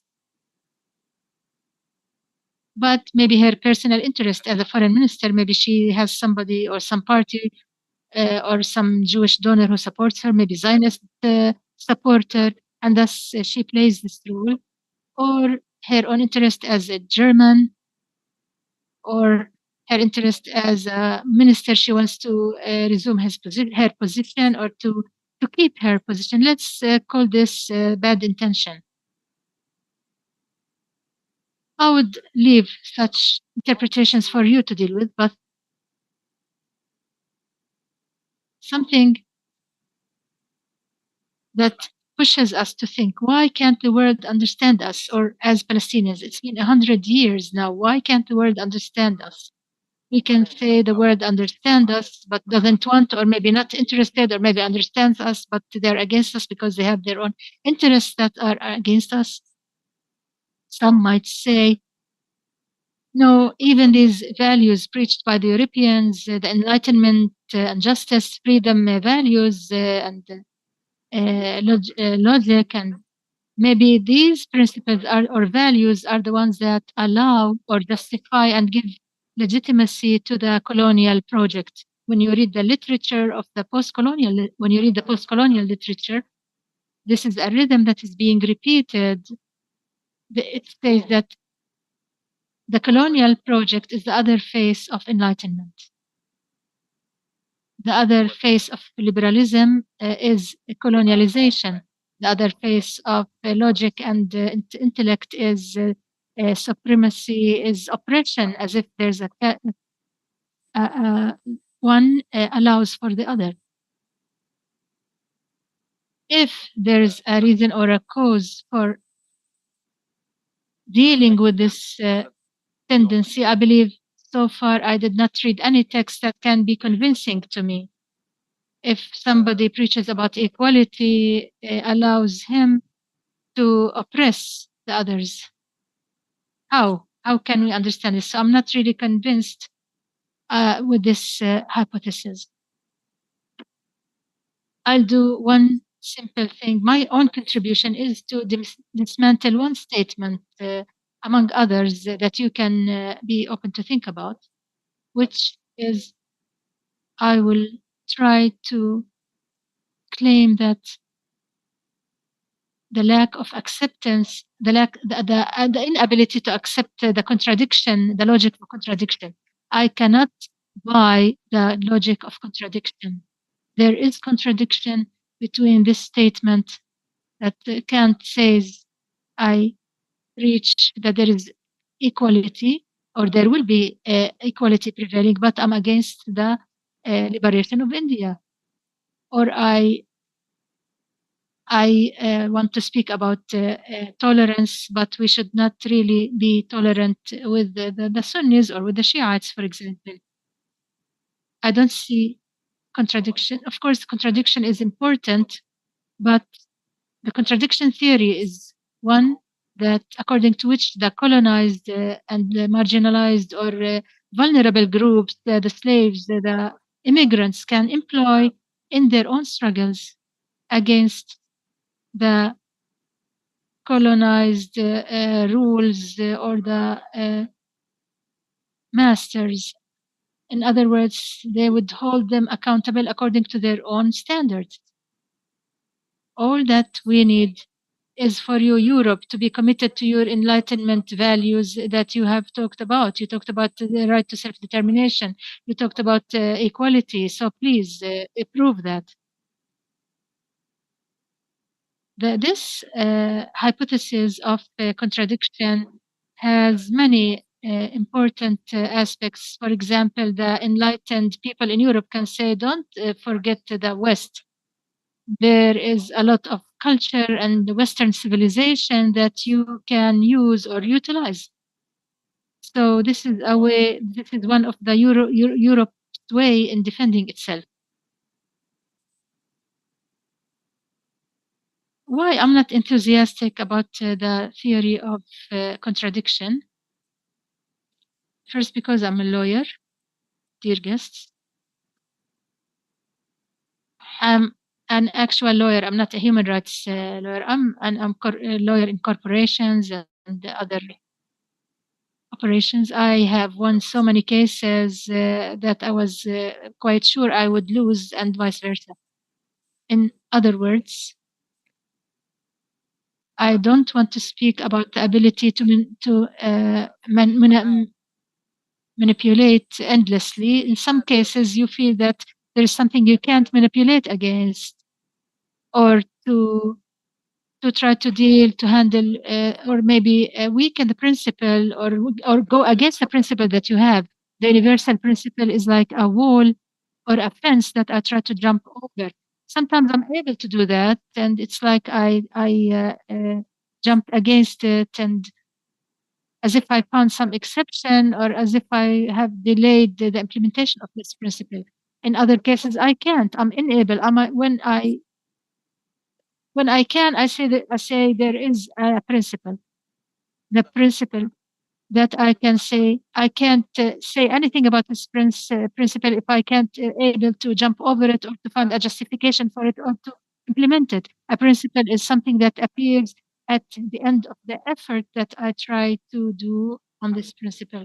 When I try to jump over this principle, or overcome it, or penetrate it, or try to find justification for it, all the attempts are a failure. I would give up. So the minute of giving up against the rule, or the defense, is the only minute the principle is being defeated.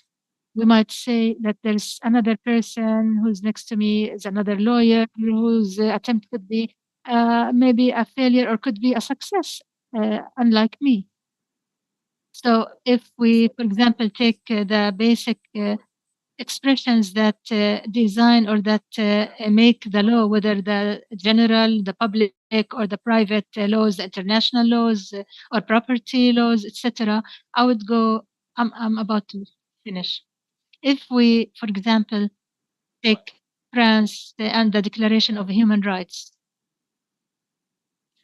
today we would say the rights of man, or whatever right I enjoy, you can enjoy, as if we're assuming that by man, the rights of man, this includes both men and women. But it is not. This doesn't have to necessarily be the case. When people wrote this law, or this text, it does not necessarily include both male and female. We have many females taking part in the drafting of such texts. So there is nothing that says that the black, or the slave, the women, or the immigrants should be involved here. So this is a liberal narrative that came later to say that this is how we've been since the beginning, after the South Africa won, after a lot of blood and conflict, peaceful and violent conflicts, and endless support by Cuba. The liberals came to harvest the results, as if they were been there supporting equality rights among all peoples, regardless of color, race, etc. As if there's a certain expression in human rights, a certain human rights expression, that the history is a scene where all the ideas unfold, and only awaiting somebody. For example, like when we go to buy carpets, we try to roll it on.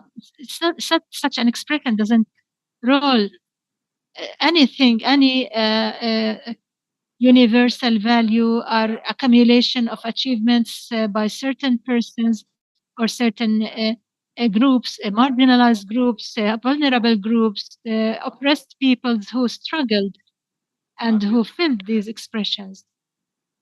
The history of freedom is the history of struggles and conflicts of certain groups for seeking freedom.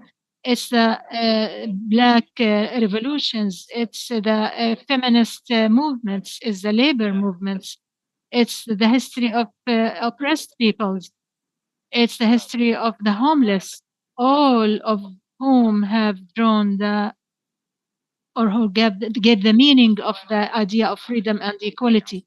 It's not a fruit on trees merely because John Locke writes about equality, or whoever. This was just an example about the expression rights of man. If we take other values, or values, for example, the value of equality, we believe that equality, it's very clear.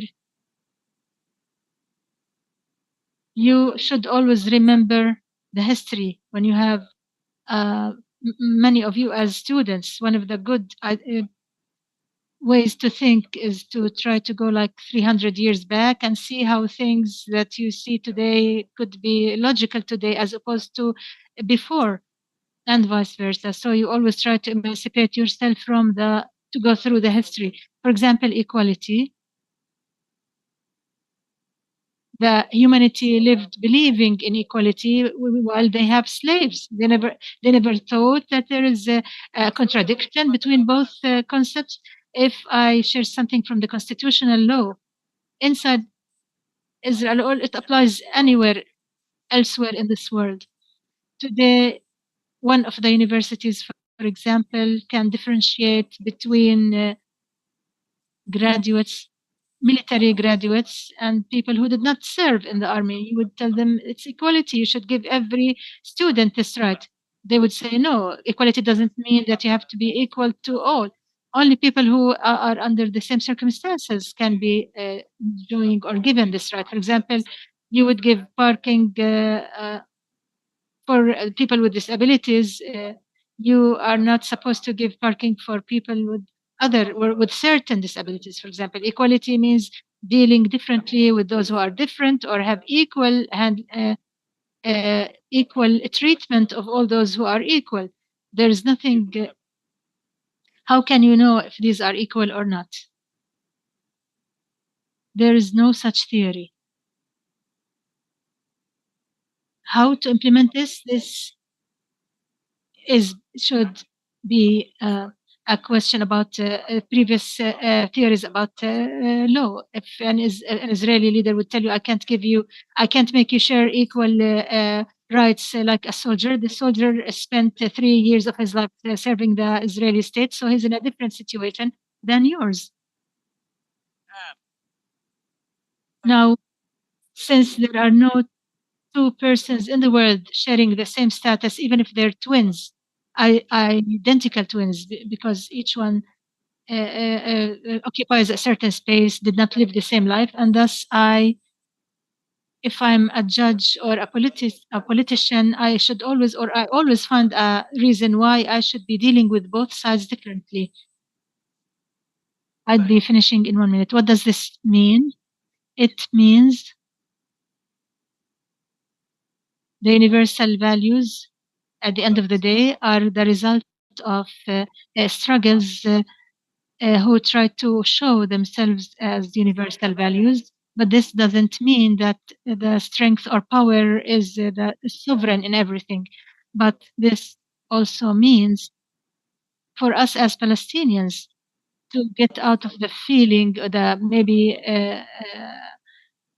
the poor or the only universal position. There are many positions that we can speak about as humanitarian or human and international positions other than the ones that we try to talk about, so that we don't want to be surprised that there are universal values, as if there's a moon in the sky and the world can see it.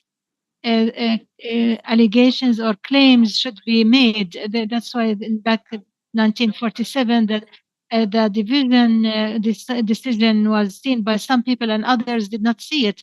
The values of justice and universal values should be redrafted on a daily basis. We should not assume that they do exist like the sky, the land, and the rocks and mountains. Thank you. Thank you. Thank you all. I know there are many things that could be discussed. I won't take a whole space. If there are any questions, please. It's just a question. Okay. Thank you. It's a complex question regarding the jungle law and interests that dominate the whole world.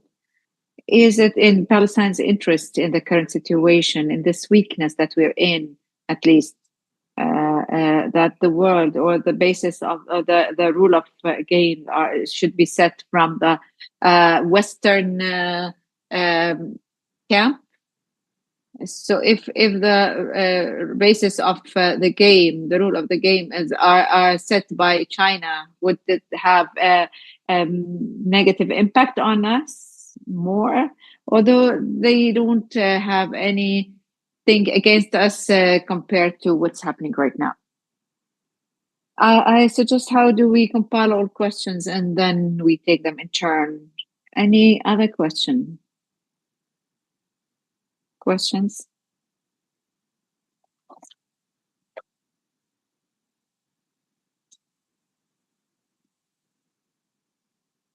All participants in their beautiful and eloquent papers. I thank them.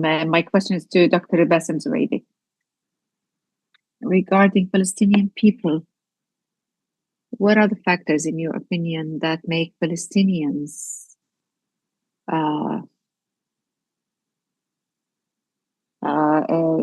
people of that can have their self-determination? My other question. This is a dumb system. This system is really dumb. That plans strategically for a 50 or 50 years ahead, and the catastrophes that are consequent from this dumbness, we see them. I hear sometimes some of the political analysts on the on TV that are very stupid. This is not stupidity. This is the criminalization of the criminal Netanyahu that are planned by U.S. senators. That's not stupidity. They know exactly what Netanyahu knows exactly what he's doing, and the system knows exactly what it's doing. Another question, third question for Dr. Bassem. Regarding Ukraine and Palestine, do you think that they're facing cold war or hot war? What is it? A real war?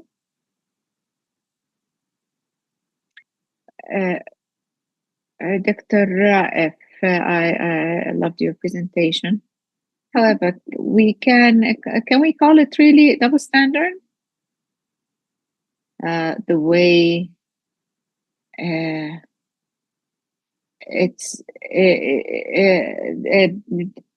to handle issues in this way that we see a double standard. Is it so? Okay, we still have time. We'll take first question.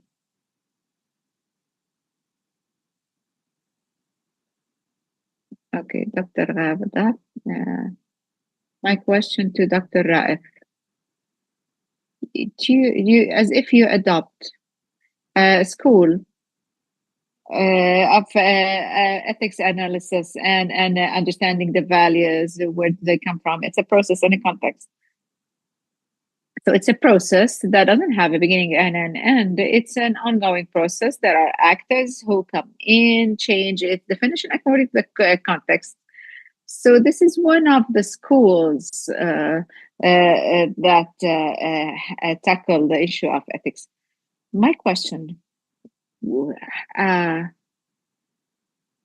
I liked what you presented regarding like where do we stand now, how good it is to us, and according to my understanding how I got things, it's either Palestinians don't be shocked about this contradiction, and the value in itself carries this contradiction because it's a process and it's a context, so you shouldn't be shocked about this. But then me as Palestinian and under the current situation, under this genocide and massacre, what I care for, even if it's a process and a context, I need to understand how to classify it as if it's multiple. Just accept it as is and don't be shocked. But I do need to classify it in order to be a maker of this process. So in definition, it is a process.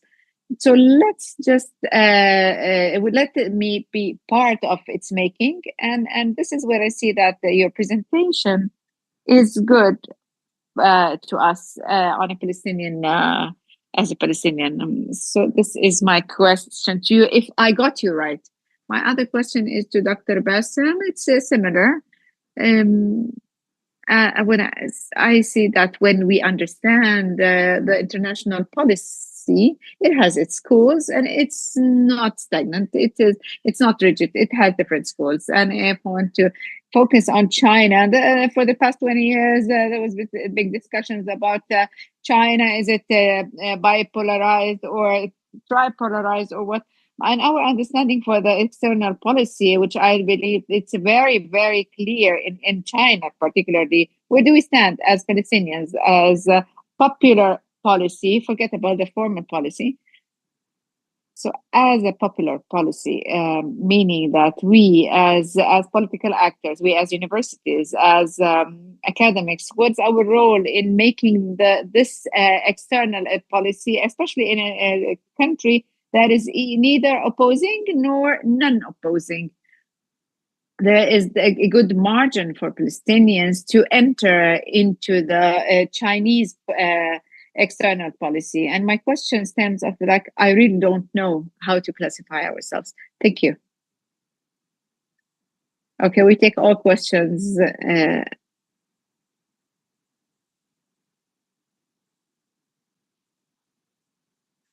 Thank you. My question is to Dr. Raed. I'm not really sure of your what you wanted us to understand. I might be mistaken. You meant that universal values should be set in order to align with the multiple interests. However, it wasn't clear to me that this can be applicable in all cases, because if in all cases, it's as if then you get rid of the multiple standards, that it's not there. And the conflict that we're witnessing in Palestine, and according to the explanation of the international humanitarian law, or to prove the goodwill, we see that that's a genocide. And if we check Israel's defense, it's using the same interest. It's not about. It's using the context of the law. So Minister of Foreign Affairs, the German Minister of Foreign Affairs, said it clearly that it's not important. This law, and was that out of personal interest or not? Regardless, but what we see is that there are double standards in the implementation of the international law, and this has been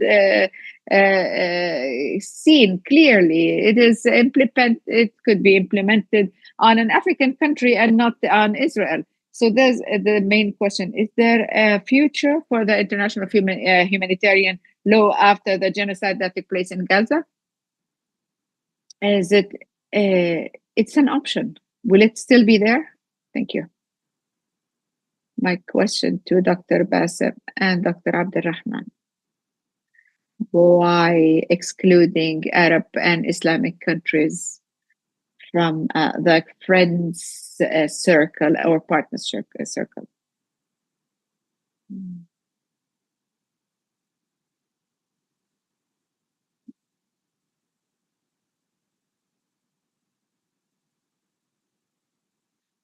I'm surprised from the lecturers, Dr. Bassem and Dr. Abdulrahman, that they did not refer to an important issue related to the formulation of a new universal or global system after October 7th. Meaning that why did they disregard the role of what is so-called, you could agree with me or not, but this is role, or currently it's the role of the resistance axis led by Iran, which had a very important role in the support of Palestinian resistance and the Lebanese resistance, in making a shake, a global shake, even to the hegemonizing, polarized actors, Israel and US. Why did you disregard this axis? And do you think this could be that you think it's not serious, that you don't see it as serious and not effective? and not able to prove itself, although what we see on daily basis that on the contrary, the U.S. Role, the Western role, the Zionist role was stigmatized. It was, and now this is what they're pursuing, just to hit those liberating movements and those who struggle against the unipolarized actors and the hegemony. Okay, so in 10 minutes, let's try to answer all the questions. So it is. We have 2 long days. We can answer everything, hopefully. Dr. Bassa?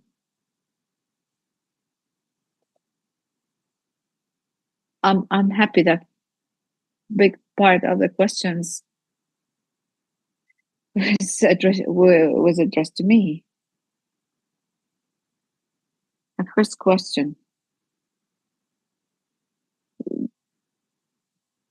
that the existing system or the coming future system, I don't think this is a correct question as much as we should have focused on how can we mobilize what is available of resources to enter in relationships with others based on dignity, national dignity, you name it, and to evolve in these partnership on equal basis. Now, who are the big ones, the big powers? They change. Those big ones, they change, and those they always have interests, of course. They and of course the less the smaller pay the bill of the bigger. But in the end of the day, you will lose if you were weak or with the scarce resources, or is completely you're being treated in empathy, and therefore you'll always be in the weak point. So I think we as Palestinians, we need to hop over this leap and then change at least this vision of us that we are, and this is an illusion that they are the base or the cornerstone of the interests of the Arab world and the Islamic world. We are not. It's not, as the Dr. Islah said, it's not that there is a bad infrastructure in the Arab or Islamic world, but the gap that is there between what's in the street and the leaders and the indulgence of the Arab system behind the scenes and on stage, and the coalition or the affiliation with occupying power. And I'm not here excluding any Arab country. Well, not only political, could be economic, even army or military. There are Gulf countries that have even deeper relationships rather than political only or intelligence. There in this Middle East, they need to want to be happy, and they see their happiness in Israel, and they need to find a status within this train. So this is linked a big time on what is said in the Islamic world. I would like to distinguish between and clear between the clear street, what people, the popular, what people say. I'm not talking here about Islamic, merely Islamic. It's because it is about they touch on the basis of the humanity of people.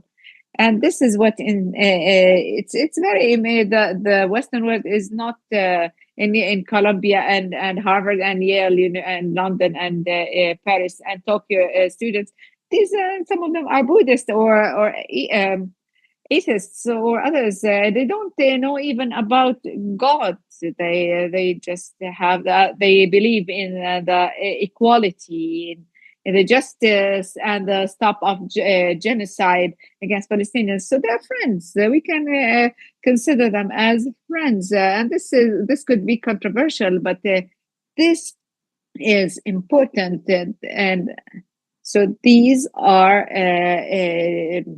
they need to be visible in our discourse with our when discussing our cases, whether it was about liberation or development, whatever. The world is now complex enough where it is impossible to prove your existence or give it a meaning to be and be alone. There should be a clarity in who are your allies. They agree with you, they intersect with you somehow, and this is the skill that we Palestinians need to work on. It's not yet there, and we've tried to we've always been like a general and outlines that do not distinguish clearly between what's good and what's bad. And now we're paying for that. We are paying the bill. And that's why the genocide and massacres are not only blamed on the occupation, but it's also because of the dismantling of our forces, because we're fragmented. And this is what needs to be reviewed. Other factors, how can we become a nation? Well, I claim here to say that it cannot be achieved without having complete understanding led by interactive political facts and to disagree on simple issues, but on principles, on values, on the fundamentals of the Palestinian Liberation Project, there should be a consensus. And until this moment, this understanding is not there. And we know that there are two polars for the political case. A case that still believes that we're working towards diplomacy and international law, even under this bad and existing system, which is the case right now.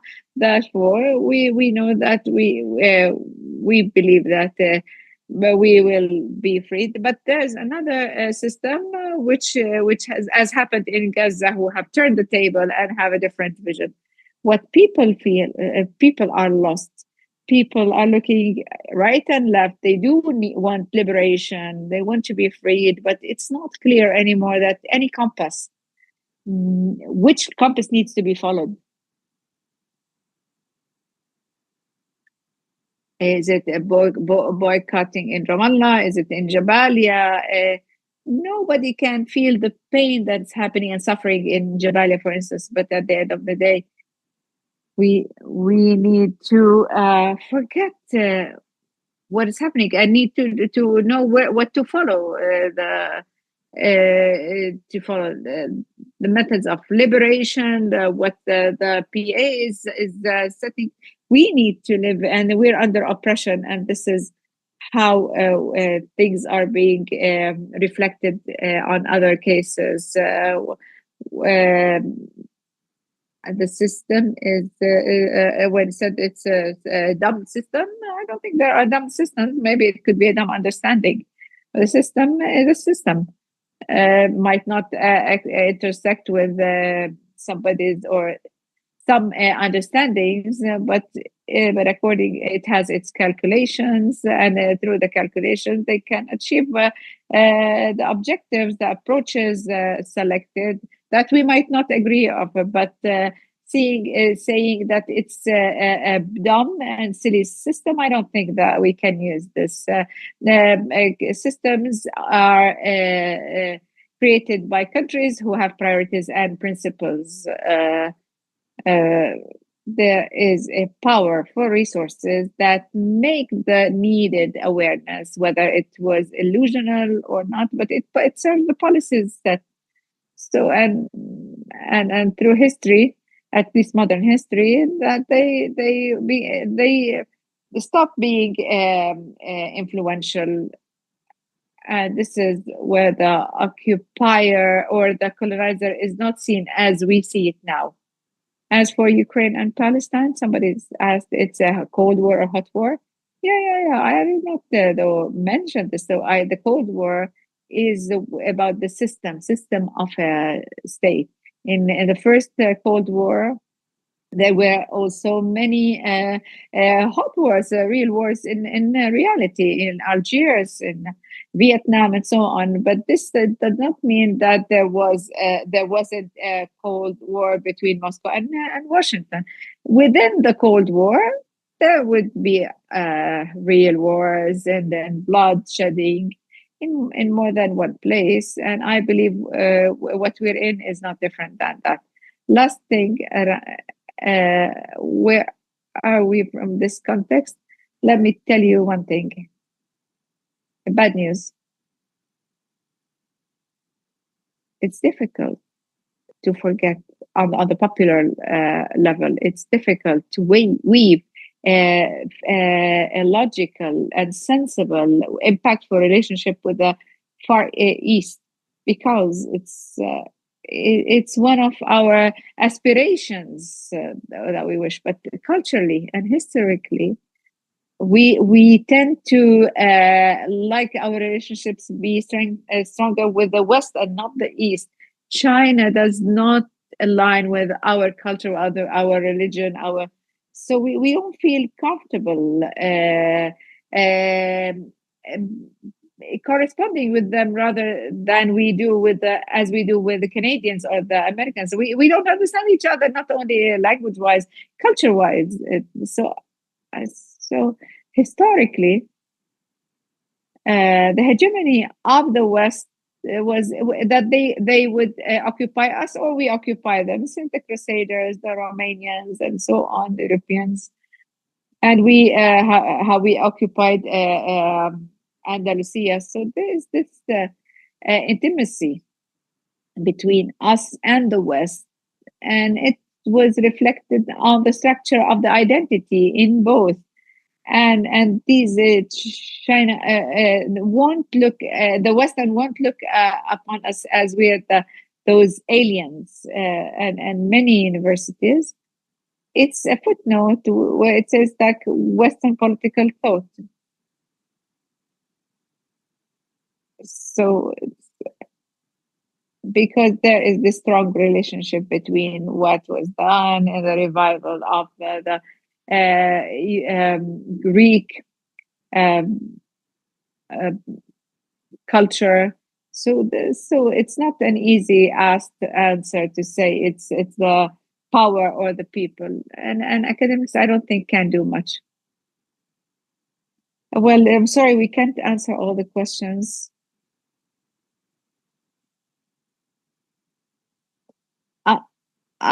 I'm sorry that I cannot answer a question about October 7th. Sorry, we ran out of time. Let's give some time to the other colleagues.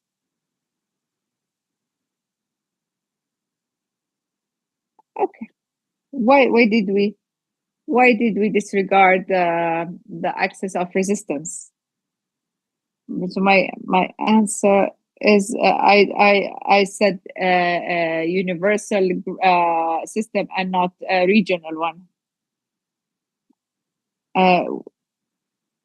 So we need, yes, to shed light on this, but in the big calculations, the mega calculations, Iran is not more than a Chinese military base within others. But this does not mean that Iran does not have an impact in Iran and Gaza and Saudi and the Gulf. Yes, but we're not talking about only Iran and its access, but not the reflection of the nature of the future systems in which I focus on it during my presentation.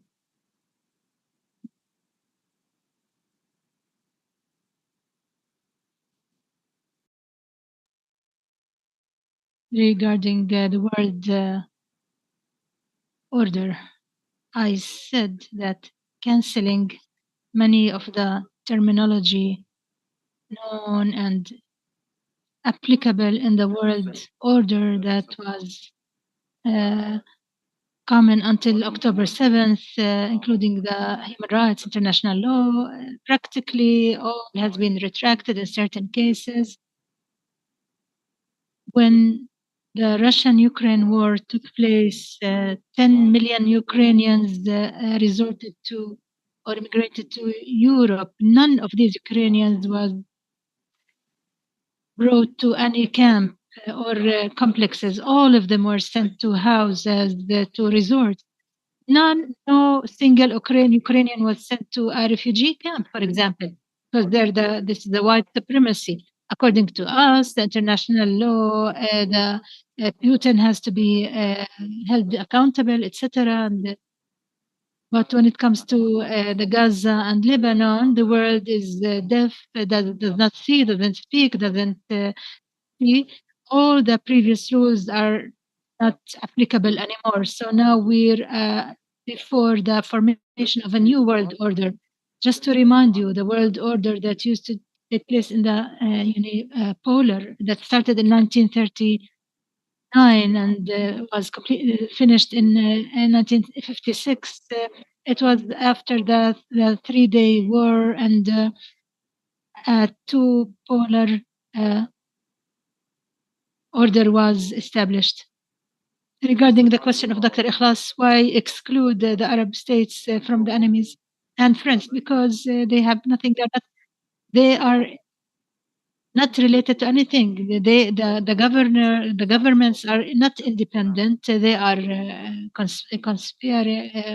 conspiring in their own histories. They're agents to the Western world.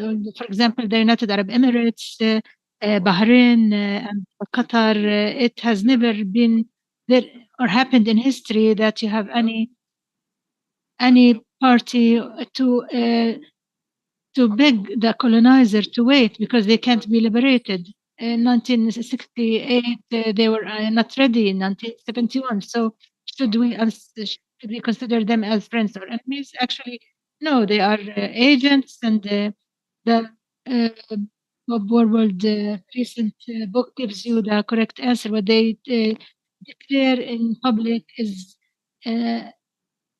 not what they speak behind the closed doors. For example, King Abdullah II, Sisi, Mohammed bin Salman, Mohammed bin Zayed, their statements to the Americans and to the Israelis are completely different from what they speak in public. Dr. Raed, in a nutshell, you have all the right to ask such questions. I was trying to do something that is not so clear, inevitably unclear. So let me try to clarify certain things through your questions. Regarding Ghada, all I want to convey is some type of sensibility of discussions. If we assume that we know the universal but we are defending it, we will lose the battle. I see this in many writings of the Palestinians who defend Palestine. If you want to defend the universal, you have to assume that anything written against you is also universal. So the universal is not merely or confined to us. When the German foreign ministry issues a report criticizing Israel and the other day speaks against us, we need to understand this kind of mechanism, how the writing mechanism. We need to understand that if we want to compare the Russian attack on Ukraine with Gaza, war on Gaza, we need to make sure that Ukraine, there was no military operation that preceded the war, killing 200,000 persons. The universal is something that emerges on the surface or based on the ideological battle. So it's not something that is given previously clear or crystal clear. You need to take all the other claims when it comes to universal. You need to take all the other claims pretending that they're all correct. I teach universal metaphorically the interpretation theories. I would tell them, imagine when you were little, you would see 100 dots on a square, and you have to link them together, to link the dots together to come up with a child picture, for example.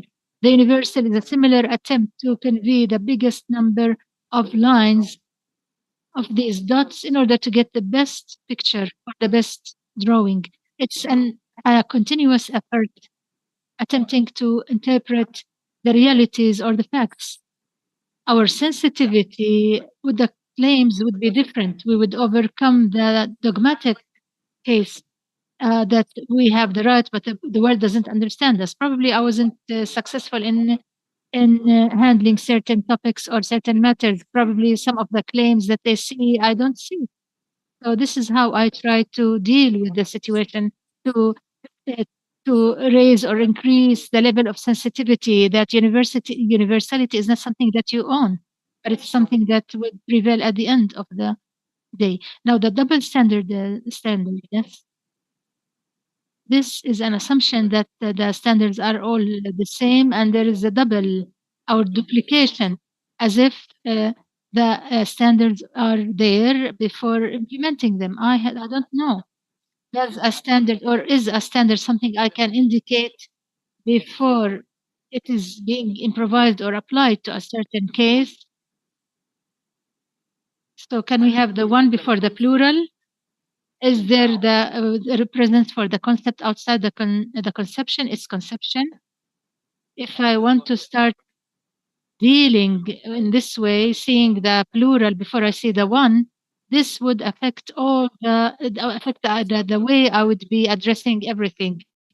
So when you see Mr. George, in all cases, can you draft ethics with interests? In certain cases, no.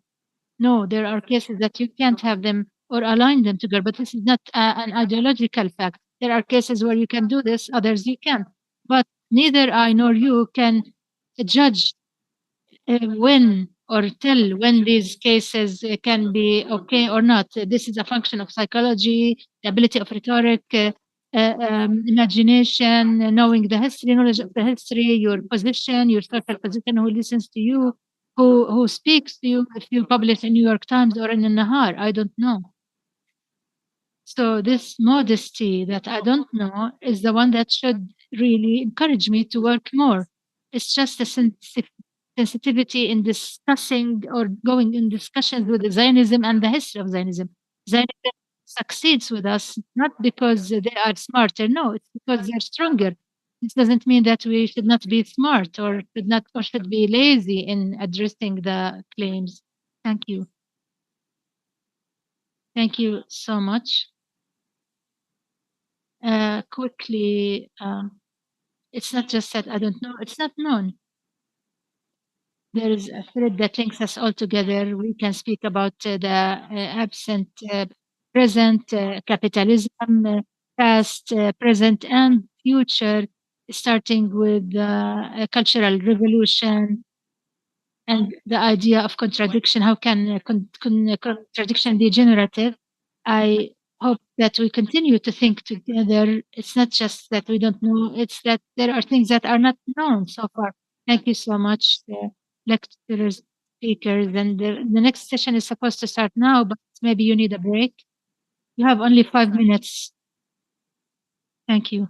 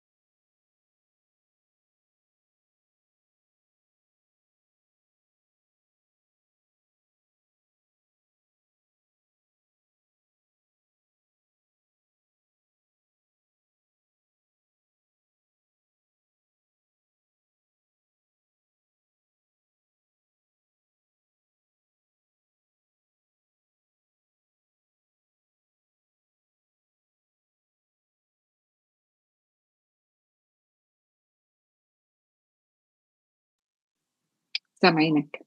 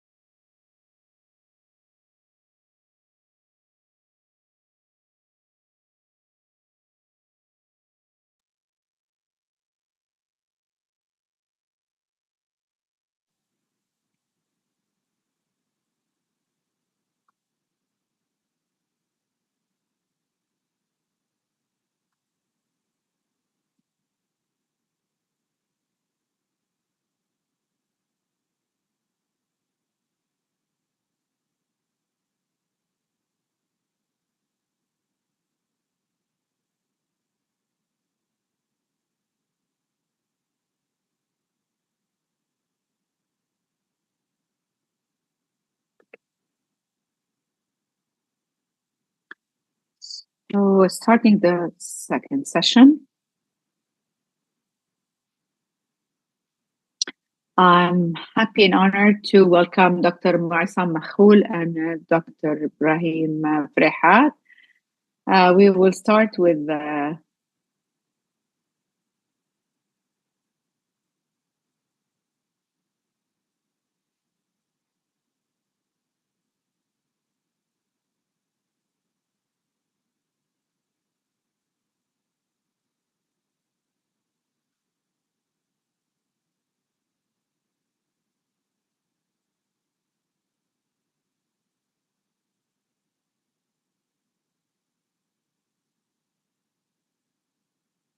welcome Dr. Isam, Dr. Ibrahim.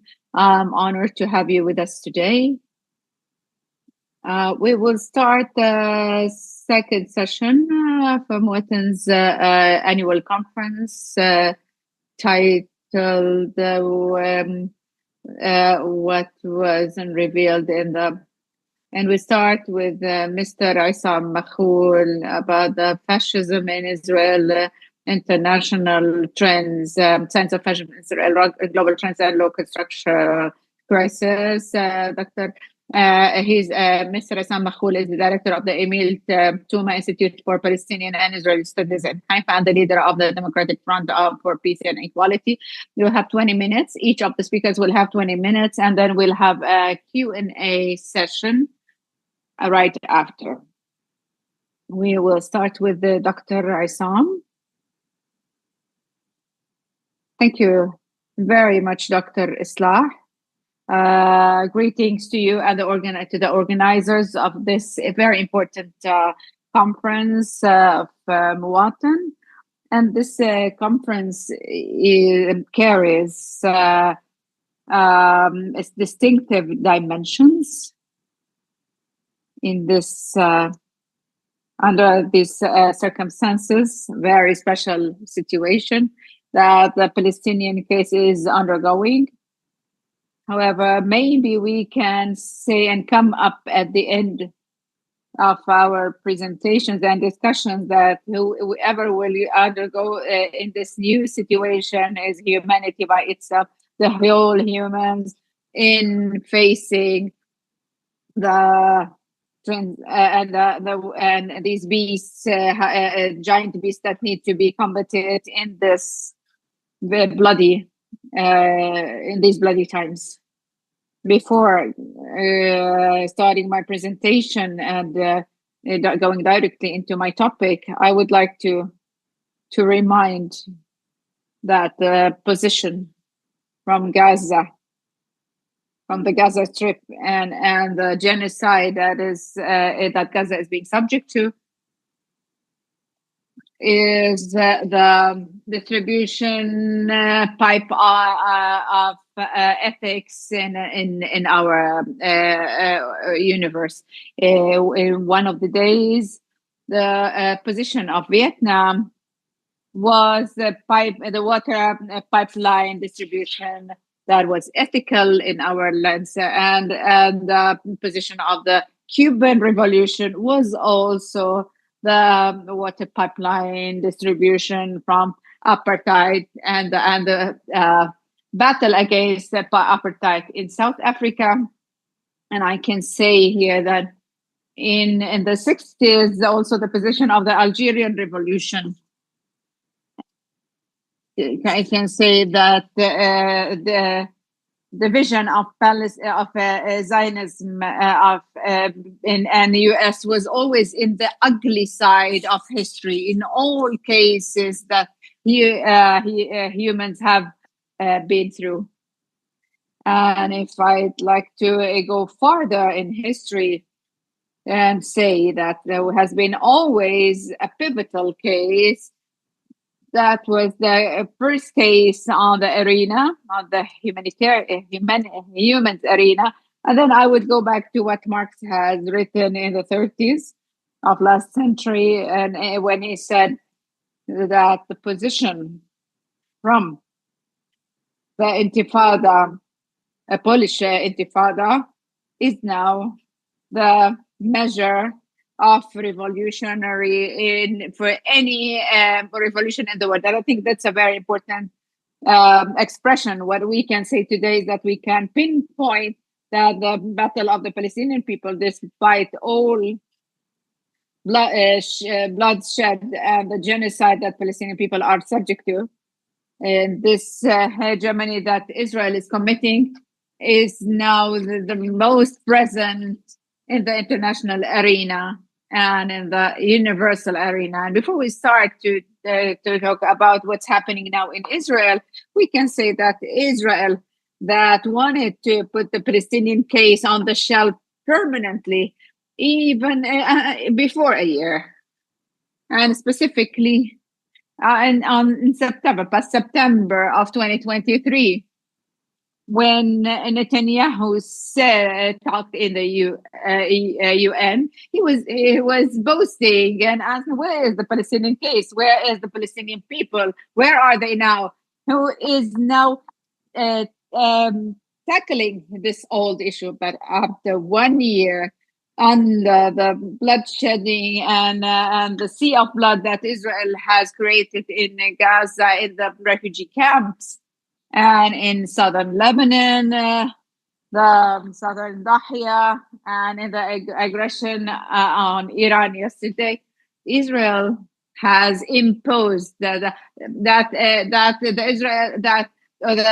Palestinian case has imposed in itself as the first case on the international arena, which is a big accomplishment and a victory that we can claim in our and depend on in our encounter with the beasts and our conflict and the conflicting situation of those powers.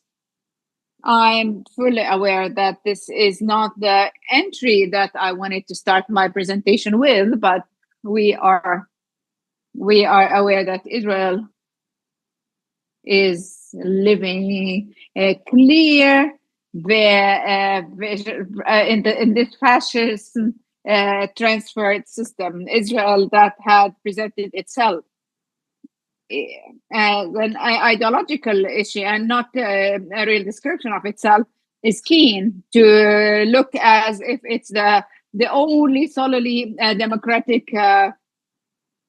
state in this backward region, and that it's the only liberal entity. And we say here that we are now talking of a fascist transfer for interim period, and it's not that did not stem from the genocide war that we're talking about that has started since October 7th, but the war is its consequence, and it had caused this war and the October 7th and many changes that had taken place in the Israeli and in the Palestinian arena. I don't want to say that the fascist interim, or that it is the confirmed result for the crisis that Israel has been through before this clear transfer since the elections of 2022. The transitional period along with his fascist powers that Israel are call as fascist and terrorists like Ben Gvir and Dilal. Now, in Israel's government sits the powers that Israel security institution has considered, even the civil one, has considered and regarded as terrorist powers and they were judged on this. That's why I'm talking about a fascist transition. The fascist forces are now sitting in power, and this is the fascist power did not erupt after they made it to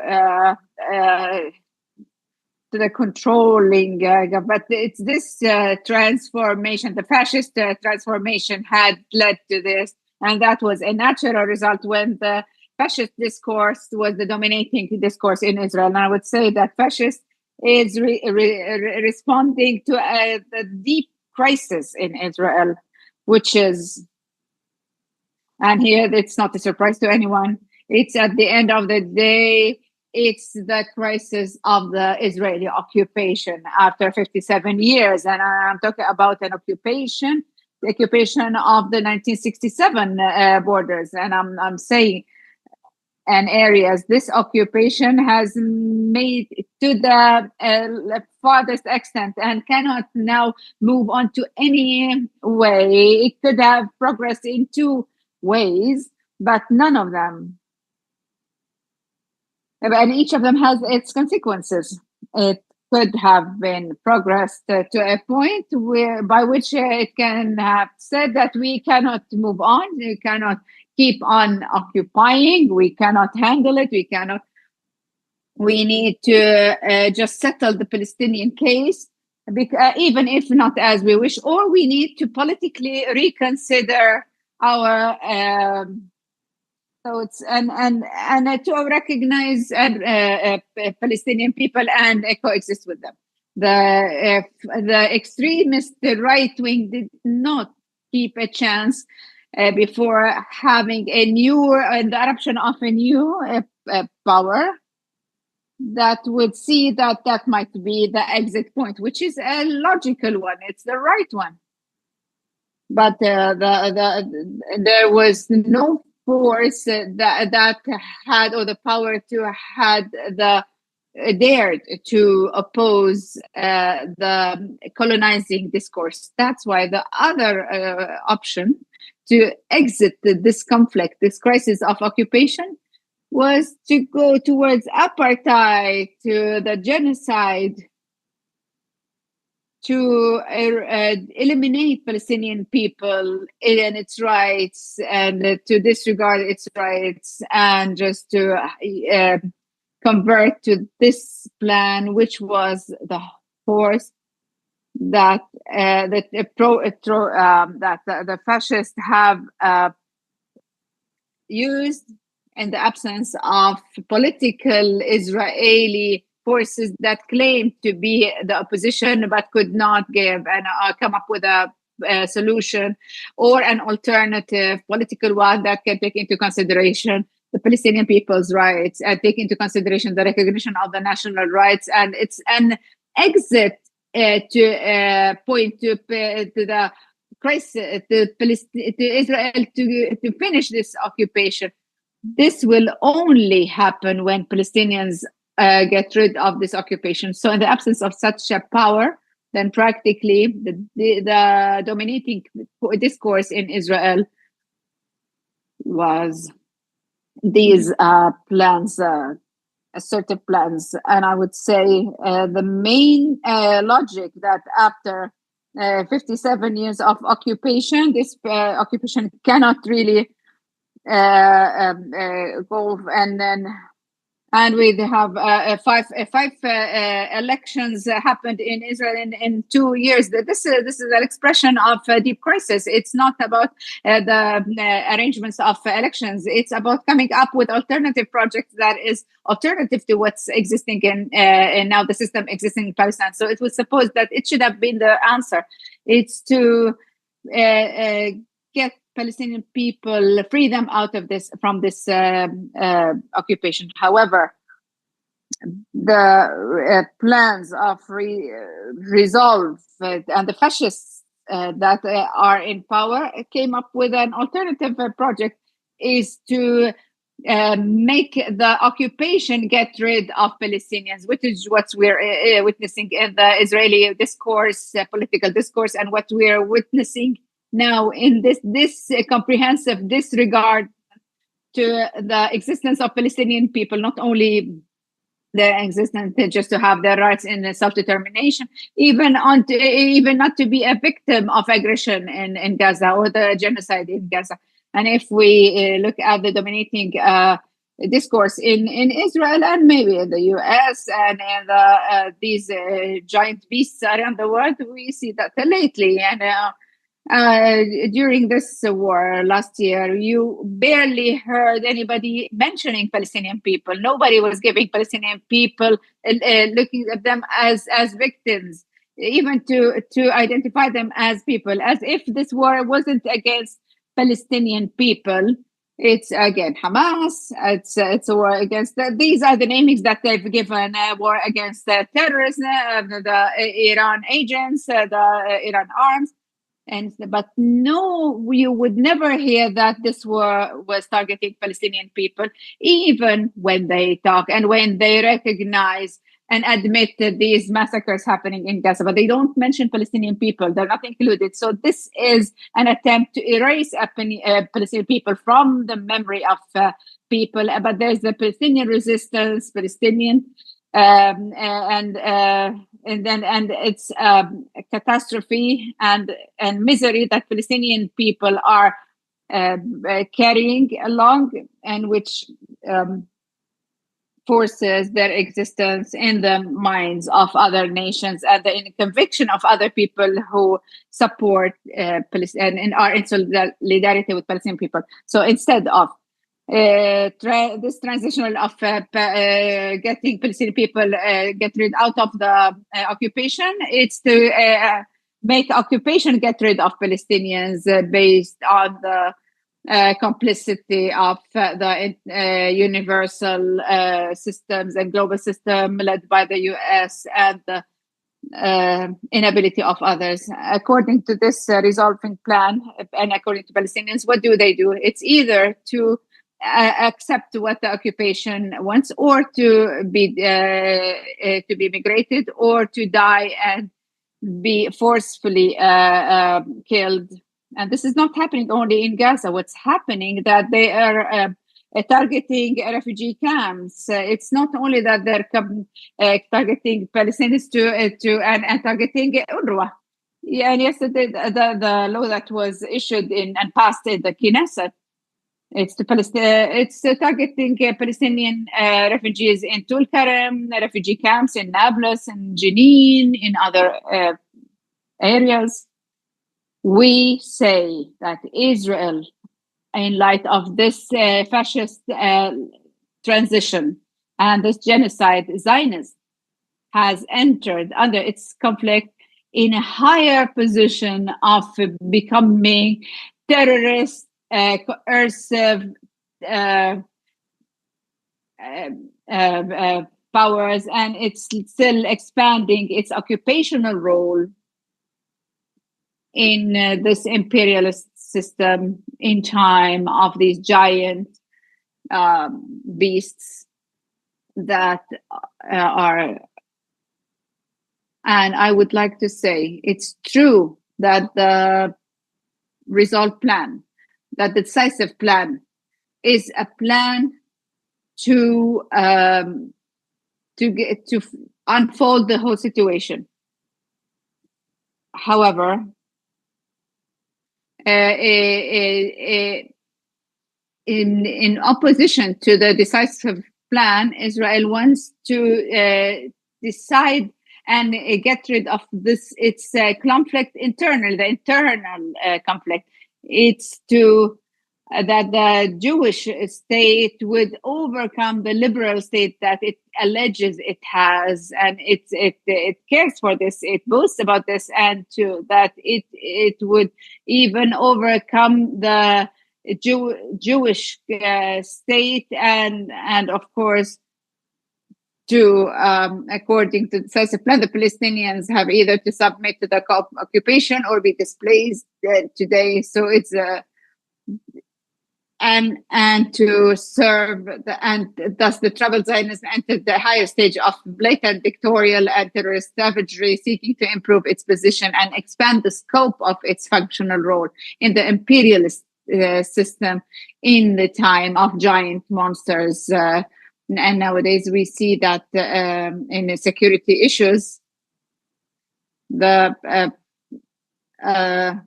Israel that had talked about the dominancy of religionization of the military, the predominance of the army of God over the people's army, and the dominance of the political, ideological culture of settler militias and armed fascists in Israel, and towards all Jewish forces that oppose this fascist occupational position that wants to erase and eliminate the Palestinian case and Palestinian people.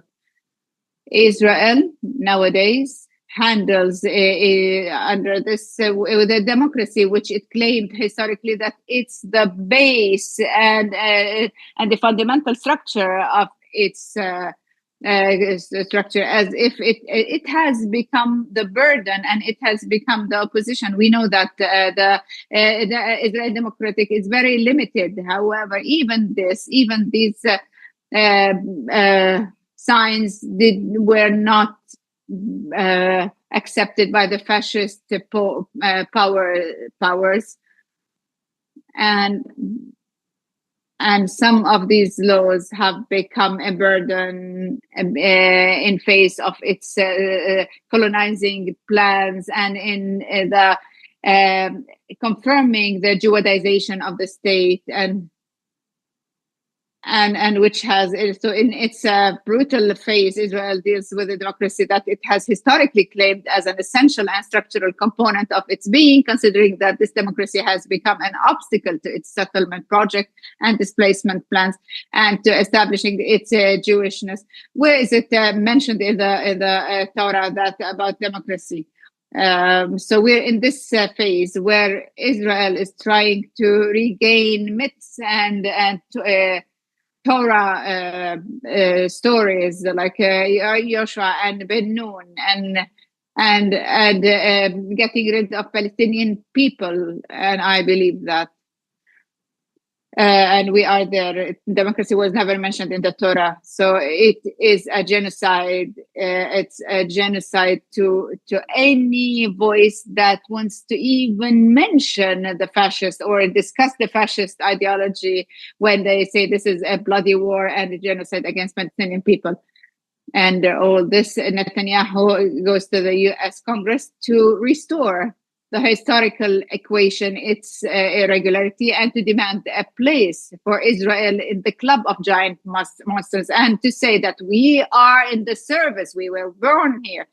We were born in the world of giant monsters. We belong there. That's where we stem from, and from that cave we were sent to the Middle East. We are part of you. And Netanyahu says, we are in the service of these giant, of the world of giant monsters. So give us the strength because we are fighting your war, not our war alone. Exactly with the same logic that Max Nordau addressed the British Parliament in 1919 and said, we are ready. We know what you want from us. We are ready to protect your interest, and we are waiting for you to provide us with the ability to do so. We are there to protect your interest in the India path, and we need you to provide us with all means to protect your interest. This is the message that Netanyahu took with him to the U.S. Also, Israel, the nuclear Israel that threatens in each and every way, that is in war with every country on Iran after 2,000 kilometers away, and goes to the U.S. and say, please just give us the means, as Churchill said, in order to gain victory for you, to meet your interests. So this is the position of Zionism. This is how it was born. That's how it is today, and it cannot be outside this cave, because when it is outside the cave, then hyenas will eat it, and people who want liberation will eat it, and they want to get rid of its hegemony. That's why it wasn't by chance that these imperialism leaders had supported the genocide war on Palestinians, on its civilians, and on Palestinian people. The system is that this is imperialism and this is the basis. And it announces clearly that it will not tolerate the past, not today, will not tolerate the rebellion of the people against the imperialist system and the attempt to escape from its strangling grip and its Zionist and reactionary tools, especially that it's the same global and international imperialism like the US, and has demonstrated that it could not take it, and maybe to threaten its position of the unilateral polarization. So some of these stems blocks have trying to come up with this multi-polarization, and when the US sends its air to Gaza and big bombs to Gaza, meaning it's playing this role completely. It is defending itself, and it knows that Israel, this agent, Israel that supports its interests, the interests of the US. The Marxist thinker Wolf Ehrlich, the Israeli communist, wrote and said, Zionists might have different separate interests of the imperialist American interests, but these interests cannot be met except within the context and within the framework and the acceptance of the imperialist project in the area. We know, we see it on TV and everywhere, not only in the analysis, that Israel is unable to serve its interests, even if they were separate and if they were contradicting with the interests of the US, unless it succeeded in entering it within the imperialist project. And this is what's happening. I would like to say, that according to the giant monsters world and the global imperialism, the inability to Israel to win, not only to be is just a system, and it is this fragmentation of its main pillars and main tools in the area and in the world. And here I would like to finish with one thing. It wasn't by accident that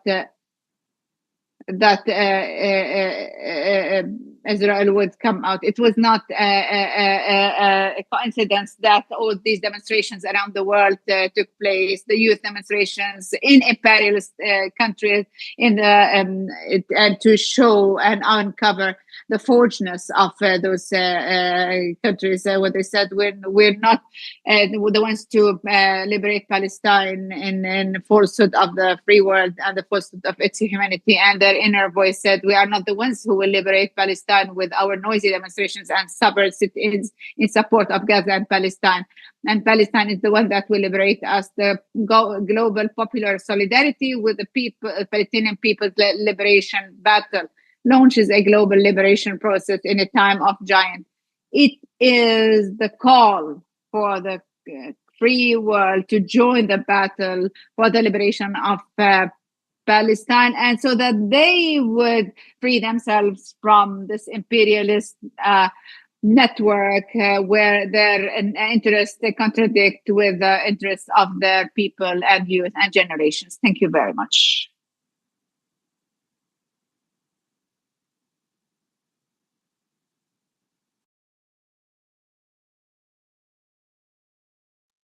We have Dr. Ibrahim Furikat, the next speaker. He's an associate professor, specialized in international disputes in the Doha Institute for Higher Studies, and he has a number of positions. He has a number of writing. Most recently was mediation in conflicts in the Arab world in 2023, and a number of articles published in US magazines, US and European magazines. Ibrahim will be, his intervention will be on genocide in Gaza, how the region understands it and deals with it. Dr. Ibrahim, please, the floor is yours. Well, thank you, Muwatin, for organizing this dialogue. Your time. We have spoken, but it's okay being paralyzed at the different needs first emphasize what's taking place now, the genocide that is taking place is process of values or revealing values at the level of the world to show the levels of values of intellect. The value there is an exposure of the international value and the standards that we lived for a long time and that have been examined in this particular presence another word that Ukraine and also the exposure of interest.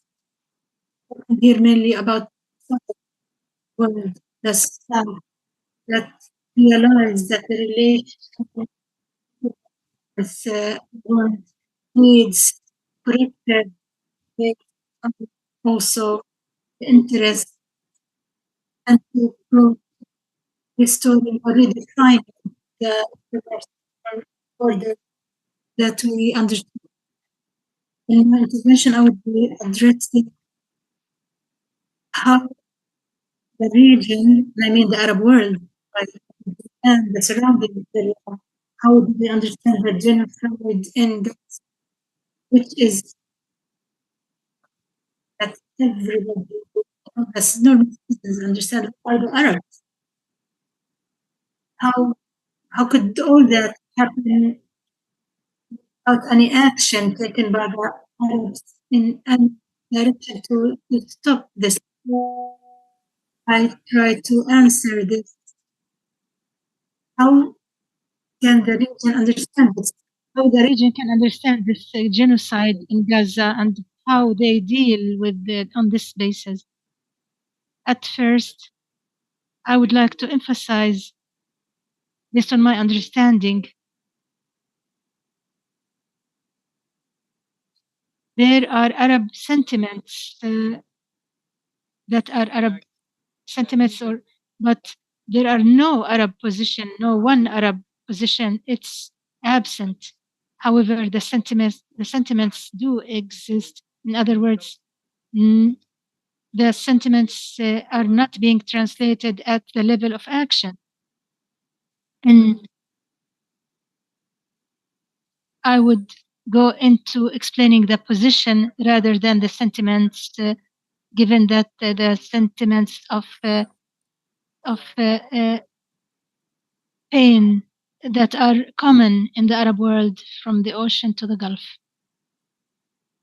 However, what did happen to the position or the stance to take action regarding the or on the genocide, and why aren't there any active position? When I speak about a position, I would be differentiating between two levels. The first one is the official position, and the other is the masses or the popular position. And these are two different positions when we speak about the Arab position. Regarding the Arab position, the official Arab position, I mean, there are three aspects or three dynamics that control this position that we see, since that we have seen being noticing since the genocide started. The first factor that controls the Arab bloc, which I call working based on what this bloc sees, which is the regional balance. So dealing genocide in Gaza is committed by one side that is joined by a number of Arab states who see the conflict as a regional balance, or searching rather for a regional balance, and that the conflict is an equation, a regional equation, and that this is the Iran conflict, or what they call the axis of resistance. So this classification is based on a regional equation that controls a number of states. And under this camp comes Saudi Arabia, the Emirates, Bahrain on one hand, and on the other, we have those who look at this war as the axis of resistance for states such as Yemen, Lebanon, Syria, Iraq. So this classification is based on a regional equation, and at the end of the day, for such states, it's not Gaza or the citizen or the genocide.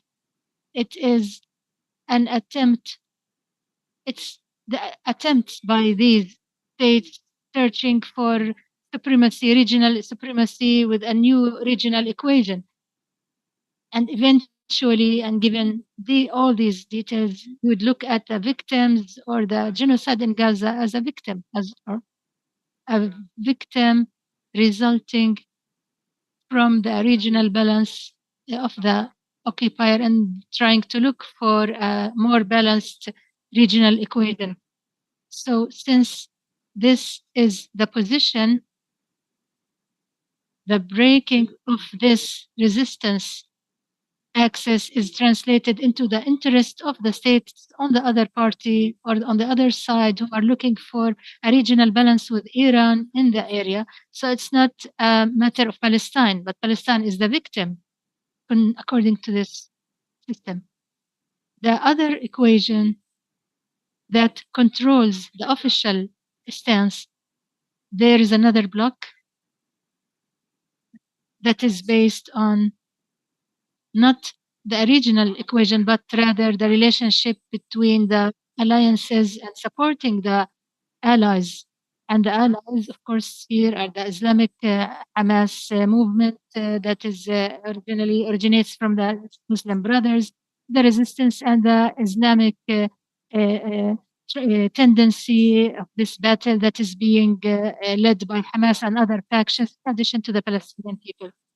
So this bloc, represented by Turkey, Qatar, who have long relationships with Hamas movement and with other Islamic, different Islamic movements. This position is to support diplomatically, or to provide limited diplomatic support.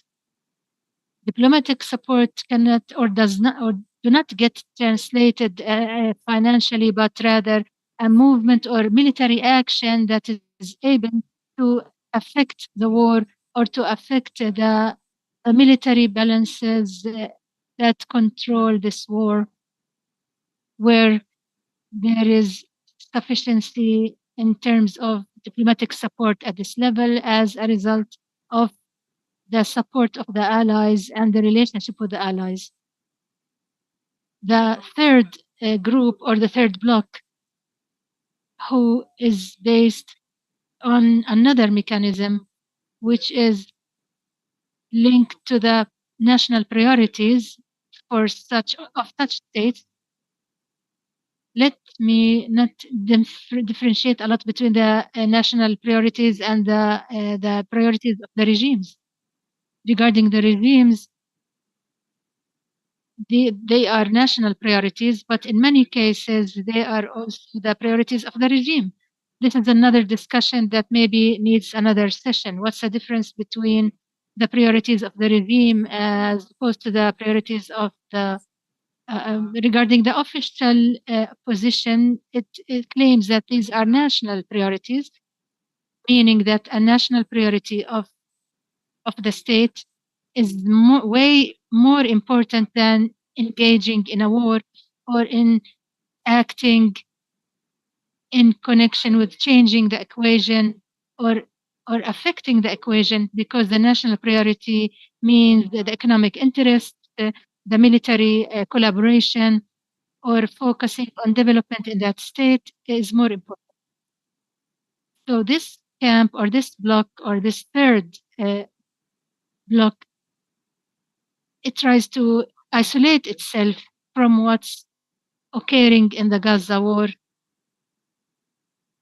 and is based in the politics, based on the realistic, the political reality. And then we have Egypt, Jordan, Morocco, Algeria involved in this direction. And even if they are confronting challenges brought by the crisis, so this is first the national priority, such as Jordan isolates itself from the confrontation between Israel and Iran, and not use the Jordanian space, for example, for this to involve itself in this confrontation, in this war. And regarding Egypt, for example, the national priority is to focus on development, security in Egypt, and perhaps at the Philadelphia crossing. You can say something, but it would bring you back to or get you closer to the Egyptian side. But if trying to isolate yourself, except with what is being imposed by the war on the national agendas or on the regimes, the agendas of the regimes. So once again, I don't want to get into such a limited time in the relationship between the priorities of the national or political regime. So this is the third direction that controls the Arab official position. So Arab or officially speaking, there are three blocks that are controlled by various foundations of the relations or in relationship with the war or the genocide in Gaza. Now, the question is, what about the popular position? Of course, there's a difference, a clear, big difference between the official and the popular position. The popular position, as we said, in sympathizing and feeling the anger and feeling the inability to do anything or to feel sorry or to a feeling of regrets for being unable to impact or to have an impact on the genocide events in Gaza. It's a feeling or a sentiment with the Arab citizens in the Arab states. The question is, why can't this feeling be translated into action or work? There are a number of reasons behind that. First, the Arab states or the Arab communities are still experiencing the results or the outcome of the Arab Spring, meaning that the Arab Spring, led by a number of Arab states, ended eventually, but did not, of course, end forever, but only the first wave of it, which lasted more than 10 years. This first wave or this first phase ended with the success or the winning of the supremacy of the regimes or the so-called the counter revolutions, meaning that the Arab citizen was defeated in the Arab Spring battle, whereas the winning was for dictatorship, or the Arab dictatorship were the winners. The defeated Arab citizen in the Arab Spring, whether in Syria, Lebanon, in Syria, Egypt, Yemen, Libya, and in Tunis, this Arab citizen, all their feelings went back to their positions in terms of the relationship inside the state, went back to the oppression, to the persecution. They are defeated, they are oppressed, they are defeated. It took them back to square one before the Arab Spring in terms of persecution and oppression, and they became silent spectators who would only see and feel, but they cannot act. So this is the first cause why the feelings are not being translated, the popular feelings or sentiments are not translated into action. The second factor, which is the retract of the ideologies, or the ideologies as we know during the days of Abdel Nasser or after Abdel Nasser, the national Arab feeling that used to be, that would lead to a certain position does not exist anymore, and not in the same strength or momentum. It is weakened, or we have the supremacy of the national state at the level of the nationalism, Arab nationalism. Even the Islamic position, when the Islamic movements in the Arab Spring benefited from the first stage of the Arab Spring in 2012, 2014, the Enlightenment in Tunis, and the reforms in Egypt and Yemen, etc. This also decreased to a large extent. Even the Islamites, or there's a division in terms of their positions. We have the Islamists of Syria or of Iran, Islamists with the Hamas in Palestine, and the relationship with Hezbollah and Iran. So in both parts of the equation, it's all divided. For example, the Islamists in Syria are against Iran and Hezbollah, whereas the Hamas Islamites are with Hezbollah and Iran. So this retract, or this decrease and decline of these ideologies lost the opportunity of translating the sentiments or feelings into action in this respect. The third factor that still serves as that still impedes the translation of sentiment into action is the sharp recruitment or polarization that the Arab world is experiencing. It's a severe polarization based on many factors or foundations, whether the relationship with Iran or with the Islamists, or the relationship with the Arab regimes who try to lead another tendency, which is the openness to Israel, to the states, and to the international system or regime, etc. So there is this severe or sharp polarization in the Arab region. The procedures, or or what is taking place, including the genocide, is seen under certain polarization, or under this polarization standards, or in order to have it controlled by the vision and the position towards this. So the outcome was a total paralysis in terms of action, especially the financial support. There are financial support campaigns, there are demonstrations, the protests in Morocco, in Jordan, in Lebanon, in many areas, and there are also relief campaigns that includes that are merely for media, for show off. And even this humanitarian support, financial support, humanitarian financial support, is usually directed towards the citizens inside the state, that rather than a response to the war, to the genocide, or to the dispute in Gaza. At the level of feeling, there is a lot of anger, a lot of frustration, disappointment at such regimes, that there is financial support provided to these states. And this is rather a way of expressing this anger regarding the divisions or the splits in terms of the official and popular positions and the internal divisions inside the official and popular splits comes the question what's next or what to do, how can this dealt with at a Palestinian level, so as not to leave you with only a diagnosis of the situation, adding to your frustration.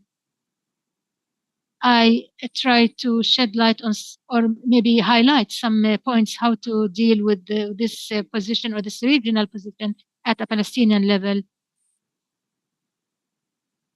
I don't want to reiterate what's being said in the different platforms that the Palestinian position is unified to end the split, that the split is the main cause for such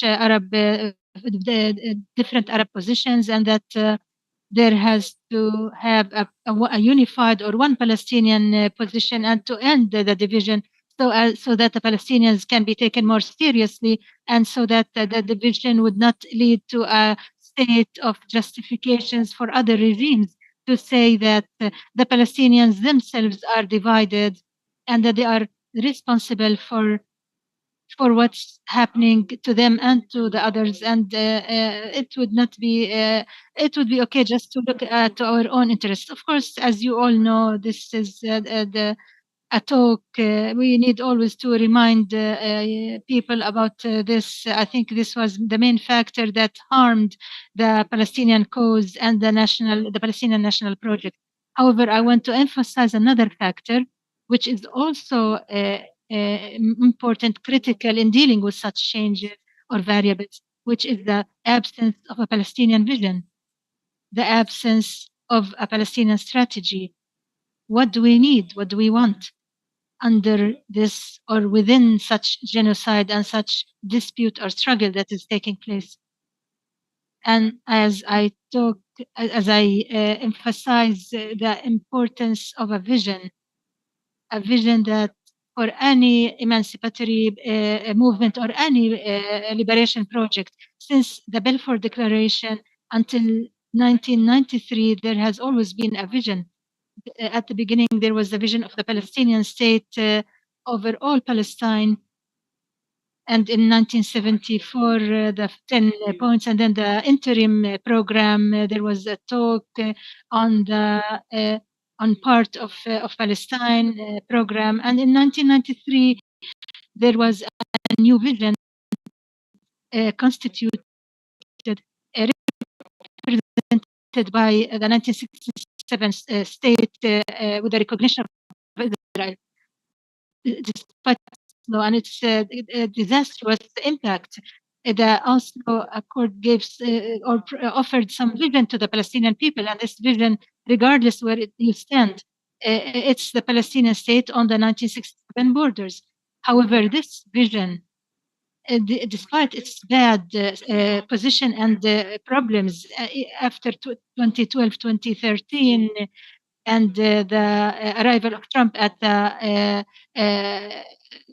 government and the failure of Obama, this vision has vanished. No Palestinian vision, no longer any Palestinian vision, whether one state or two states or multinational state or the trilateral solution. The Palestinian vision vanished and it went into a state of chaos. So the importance of vision, I would emphasize its connection to another important factor that is the cause or the reason why this vision is absent, is the absence of leadership to the Palestinian people. Simply speaking, my dear, there is no leadership for the Palestinian people ever since the late Arafat died. There is a leader, there is a president to the Palestinian people, but not a leader. A Palestinian leader or the Palestinian leadership was actually ended with the martyrdom of Yasser Arafat, and there has never been any Palestinian leadership ever since we mean there is a Palestinian presidency that only plays a functional role or institutional role or administrative role of the state and the Palestinian National Authority or the entity, the Palestinian existence, but this is completely different from the Palestinian leadership or a Palestinian leader. The leadership is the one that provides a vision that has the Palestinian people surrounding it, or maybe a semi-consensus by the Palestinian people, a relationship of confidence and trust between the people and the leader. The trust, the mutual confidence and trust. The leadership would be in the front of the battle or trench, but the president is managing the battle from his office. A leader would be the first one in the front and the last one to withdraw. So we can speak about this maybe in another session regarding the sufferings of the Palestinian National Project with the absence of the Palestinian leadership and the presence of a Palestinian presidency. This, of course, affected a vision or a national strategy, a Palestinian national strategy or vision that can deal with the Arab changes that we talked about. If you could jump to the conclusions within a couple minutes. Thank you for reminding me. Hence, I try to remind you of my colleague, Dr. Bassem Zbedi, spoke about in a previous session, that is focusing on the international community in terms of the weakness or poorness and the Arab weak status. Of course, there are some new representatives of the Palestinian people, or maybe some the international community and not the international regimes. We mean here the involvement of the international NGOs, the students, institutions, and even the staff or staff members in international institutions. We have here the internationalization of the Palestinian cause. And this is a paper we talked, Dr. Bassem and I talked about prior to October 7. We published this paper regarding the conflict facing the Palestinian cause, the conflict between the internationalization for us as Palestinians, and Israel at the time wanted to make regionalizing the regionalism as opposed to internationalism. Israel wanted to regionalize the conflict to involve the Emirates, Bahrain, Morocco, and Sudan, etc., and confining it inside the region towards internationalism or internationalization based on new values or foundations such as the values of freedom, justice, human dignity, equal rights, that serve as a substitute, as I said before, the retract of the ideologies, national ideologies. These are new international values that constitute new foundations for the Palestinian struggle. Before October 7, we published this research paper. We expected that the future struggle scene would be in the literally in the Palestinian American universities and courts that is actually taking place right now. So I believe this necessitates a discussion or in-depth talk in dealing with this fragmentation position, the position of this kind of fragmentation and the relationship between the northern and the southern states, because there is also a wake-up call. The genocide in Gaza to the south, to the southern world, was a wake-up call, and this needs a new relationship, and not as it used to look in the before. Thank you so much for taking much of your time. Thank you, Doctor. We listened to two interventions. Okay, so we've listened to two important presentations. First, about the transformations or the transitions within the Palestinian, the Israeli system, and the other one is related to the changes in the Arab world, and which explains the negativeness stays, or that there is no expected reaction from the systems or from the people. We open the floor for discussions. online and on-site.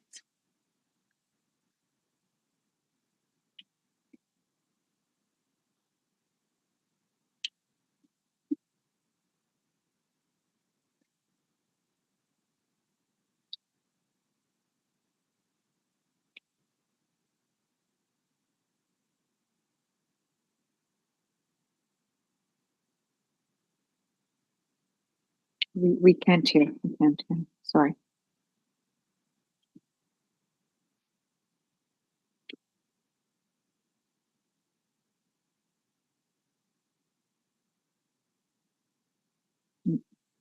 Majid Sabih, former Open Al-Quds University Open. But no, it's very, very distant. Al-Quds Open University.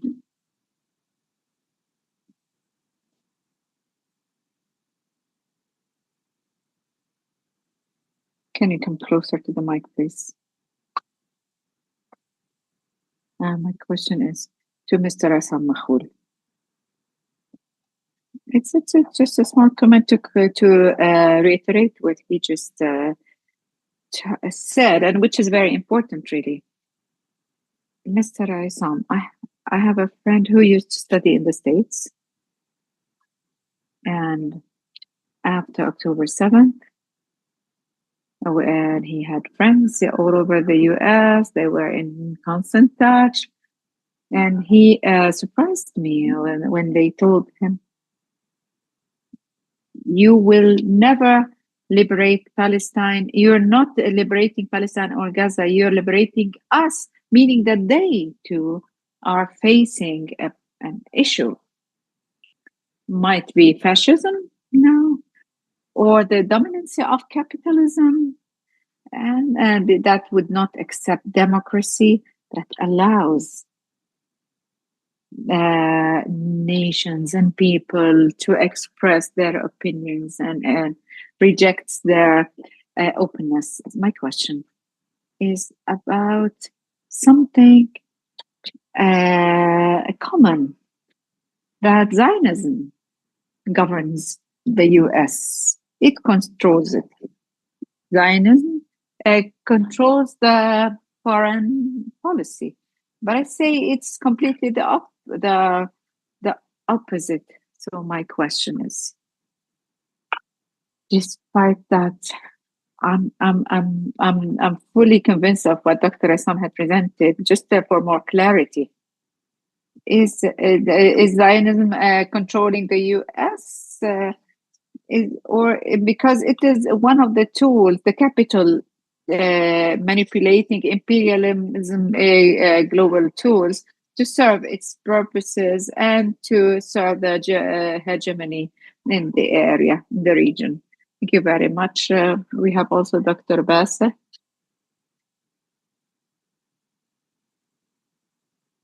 Thank you, Dr. Mr. Makhul and our friend Ibrahim. My question is of two parts, my dear friend Ibrahim. And this is in continuation to part of the discussion about the paper that we've written together 2 years ago. My question, Dr. Ibrahim, do you think, what are the repercussions of the genocide in Gaza in terms of two things? First, what is called the Ibrahimi agreements. Is this a step backwards or it's a step onwards? The second question, how will this be reflected on the Iranian nuclear file and the relation, the difficult unilateral relationship between Iran and the US? I'm sure there should be an impact in all this. I would like to hear from you about this impact. Okay, please introduce yourselves because speakers are not here with us in the room.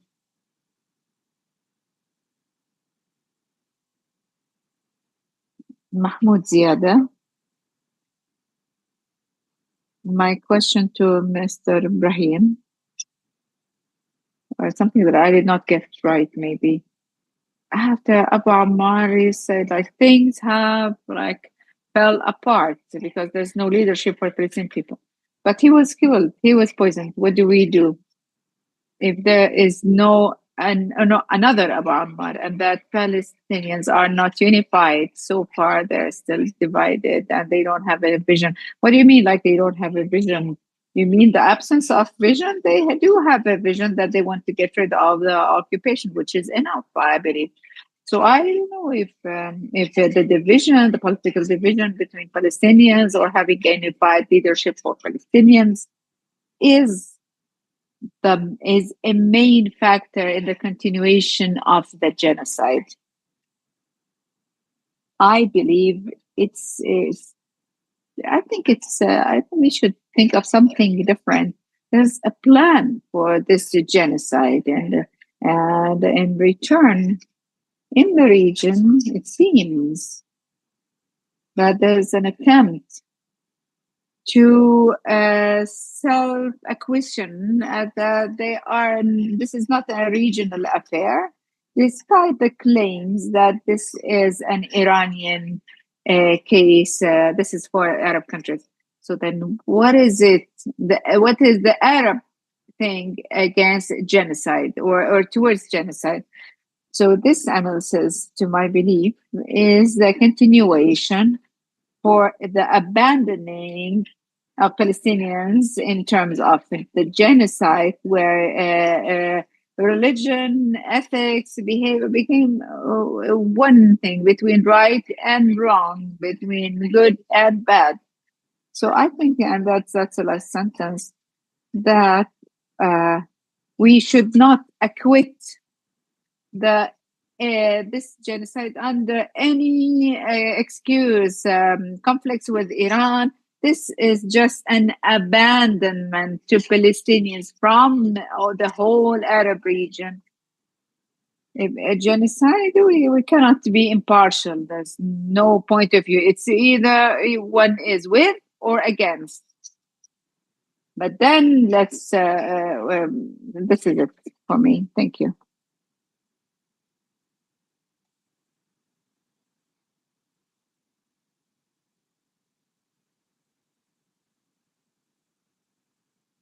Ali Bahlan, lecturer and lawyer. I would like to address my question to Mr. Assam. Well, we always would see and look at the aggressions of Israelis against our people, and would see that is an Arab uprising, to encounter these aggressions, whether in Gaza or the West Bank.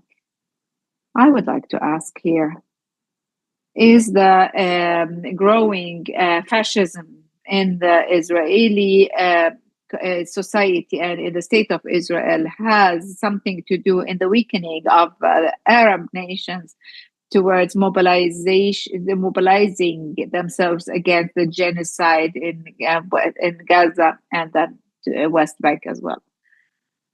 Thank you. Mr. Assam, you start first, and then we listen to Dr. Ibrahim. Thank you for all the commentators in this very important discussion. I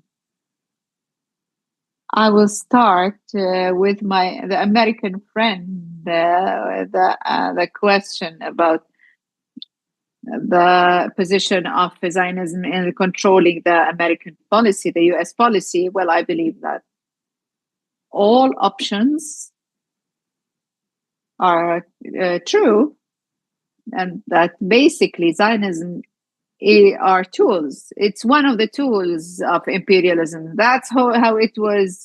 That's how it emerged. That's how it's still living and existing. And the more it serves more, the more it played a bigger role in the imperialism project, the more it weighs. And I believe one of the main points that makes the US insist that Israel should win and win because it is the lead of the imperialism system. It would be to if Israel loses its ability to serve the U.S. imperialism if it did not win. I'm not saying it not to be defeated. I'm saying if it did not win. If it did not win at the end of this conflict, then it won't be a defeat to Israel, but it will be a coup to the American or to the US project. Another thing, Israeli leaderships or the Zionism movement leaderships would boast and might manipulate what Biden says and other than Biden. But we need to know that in all cases where there's a retreat from the US, as we see it with Blinken and all attempts to stop the genocide in Gaza and Rafah, we need to see that the US cow is keen to breastfeed the calf rather than the calf would needs to breastfeed from the cow. So there is an interaction with these interests, and there's a unified vision to a certain level. And Israel is providing its the services to the U.S. imperialism, and the U.S. imperialism in this case are rewarding it with arms, weapons, missiles, and planes to exceed and supersede, not only supersede one country, one entity, but the whole region. That's why I'd like to say when the Iran was mentioned, or the nuclear file of Iran was mentioned, I don't want to go into details, but I want to mention two things. The first is that Israel insists that the battle that it's going through, as Netanyahu said yesterday in the Knesset, we will win a big victory just for humanity's sake, as if he wants to claim that it's not a battle of aggression against Palestinian people, but it's to save humanity from Iran and from Palestinians. But it's not the option. The option, there is nothing called Iranian nuclear file. There's something called nuclear in the Middle East. And when this topic is discussed, we should the Israeli nuclear file should be discussed first, which Israel tries to elope from. As for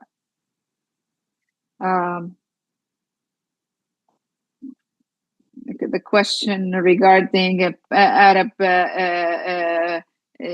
people, Arab nations, and Palestinian people, this is an important question. However, we need to know, and I've said this, the decisive plans were to serve people, and they were, and basically, I would say that fascism and war, they feed each other. Fascism needs the war to expand more in its aggressions and wars, and we know this from history all along. And fascism and war needs fascism to silence any voice that wants to give an opposing opinion. We're not talking about intifada. I'm not talking about conflict with the Israeli army and the borders soldiers. It's just an expression of opinion. And here we should not be silenced. It should be clear that the style of our struggle should be in line with the style of this battle. And we all know that since the beginning and before going into this war, this fascist leadership and the leadership of settlers and colonizing policy has showed who is targeted in case war was erupted. It's to hit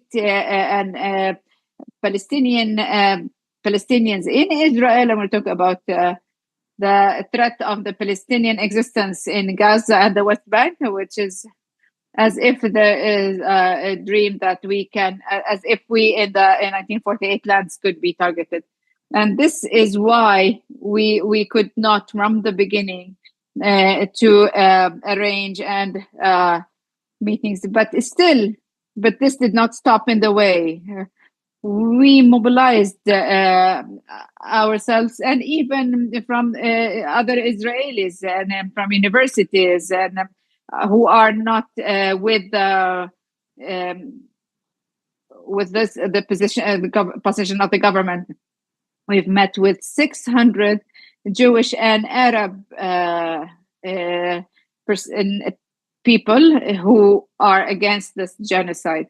We have done organizations and partnerships for peace, and I'm talking about the in Tel Aviv.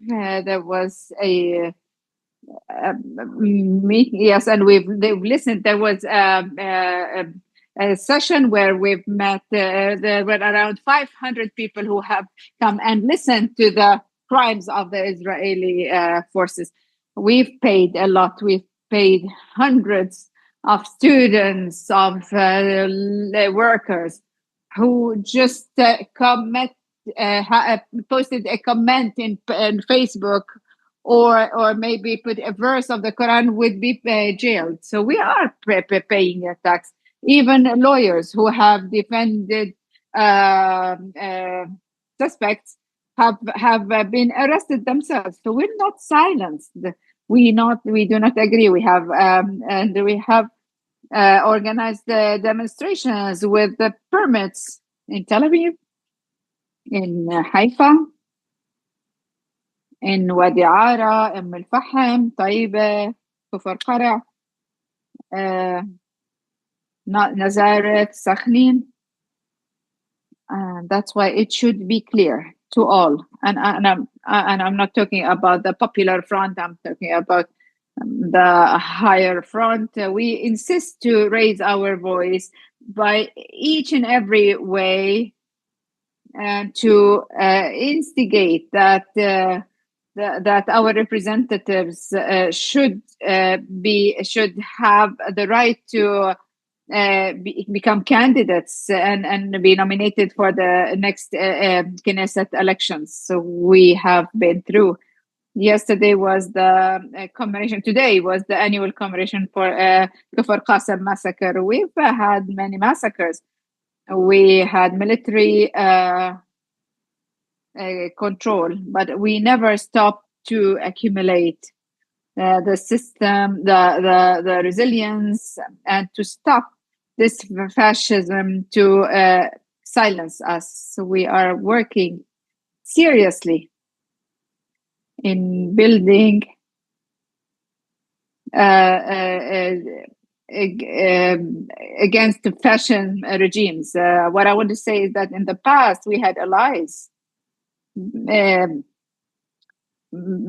allies, and many powers and radical forces. Now there's a big retreat in those the Zionist leftists, or I would say fascists, will not win by what the fascist does, but also what they don't dare to do that are non-fascist. That's why we are undergoing a very sensitive battle, and this is an important question, and we should face it and answer it, because we want to extract all the potentials. And I want to say something,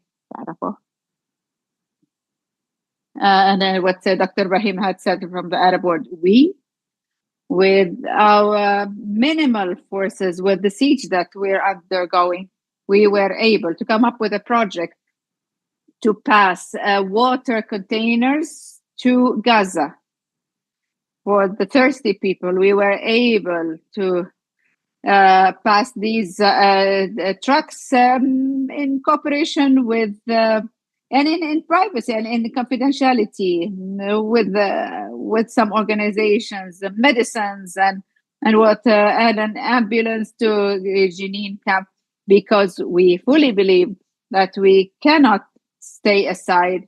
And I thank you very much for this question. And I'm keen that it to be questioned every day, this question, to be asked this question. And thank you very much.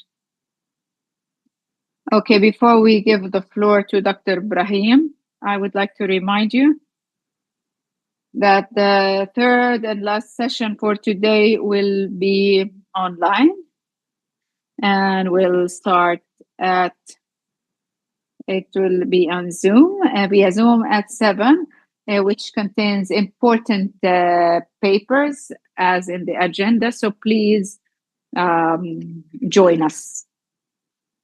And now we listen to Dr. Brahim to conclude this session. Please, in short, answer the questions addressed to you. Thank you. We in the academia world, we say things that might be disturbing to others. Please bear with us, because in such forums we need to be confronting in order to find a solution for the problems we're facing. Regarding, as Dr. Isam said, let me start with the American. It's always good to start with anything to do with the Americans. Regarding that, and that Gaza is liberating us. This is true what that commentator said, that American guy said that, and we are in need to make studies regarding the impact of the genocide that had impacted the global system. However, let me here just warn you that we should not be very concerned, or that we feel happy about it and feel as if we have liberated the world. We're not there yet. And genocide will not stop there. These are accomplishments that we need to be happy about, to mention, but it's very important to know that they are also limited in their impact, meaning that the students' demonstrations happened in Columbia, Harvard, and Yale, and UCLA. These are the new McCarthyan that were uprooted by the McCarthyan systems, and where they have made or released many of the presidents of these universities, like Harvard and MIT and Pennsylvania. So this new McCarthy was just demolished. The revolution of American universities have stopped now, and after 10 days, if Trump made it to presidency, he won't deal with them in this McCarthyan method. He would use the iron fist. That's why we need to confirm that, yes, we reiterate that these are good accomplishments, but also we need to make sure that we shouldn't feel that everything is fine. Genocide is still there. The new McCarthy is still controlling the regime in the US. This is one. Two, in response to your question, Dr. Bassem, to start a new research paper to answer how did this affect the Ibrahimi peace process or project. Yes, this is important because it's always discussed and it's always stirred when we talk about what were the implications of October 7th, about the discourse, political discourses that it had distorted the peace process and so on. Or regarding this option, and as I said, we need not to just exaggerate. Yes, it had slowed it, and it's halted for now. And it's not, there were no accomplishments on this since October 7th.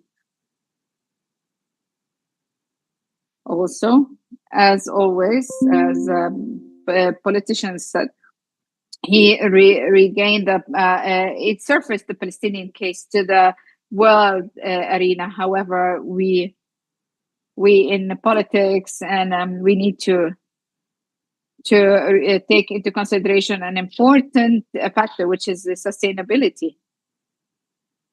And this question, I'd like to pose it to politicians in this regard. Do you think the 7th of October had made the Palestinian case surface to the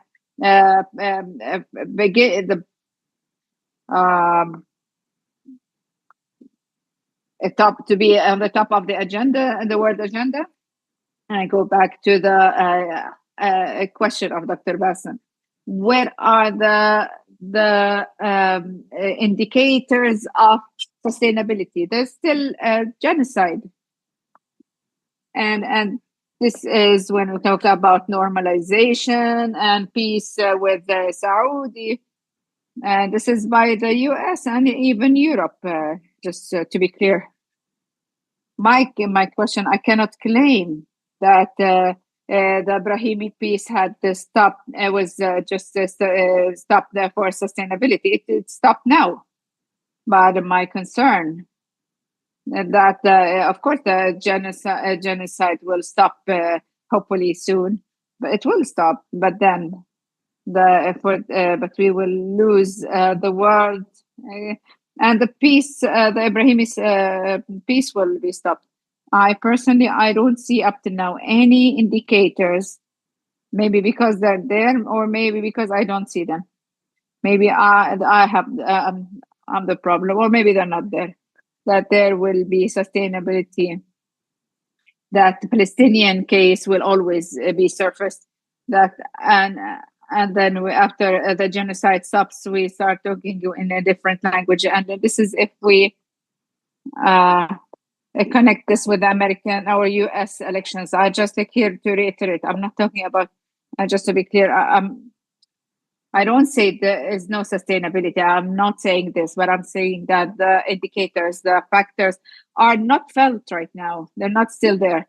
Maybe after it ends, we see them, but so far I don't see these indicators that might take this Ibrahimi peace off track and keeps the Palestinian case on top of the agenda, because we need to think of what after the stop of this genocide. That's for the nuclear file. My concern is that or let me say, this stage have resulted in new facts, and has given the different parties to test their powers and check the level of power of their own powers in this regard.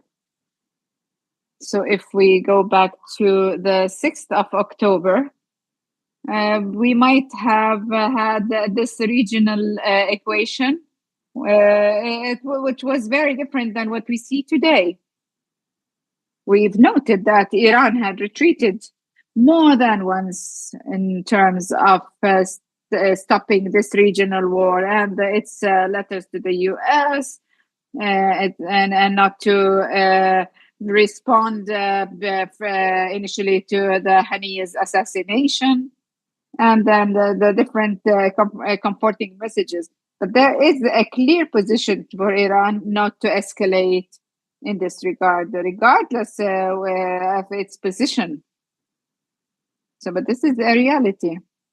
There are other factors, and Dr. Bassem agrees with me, I'm sure, that any phenomenon, they cannot but have one in different causes and not one cause. In addition to all this, I'm not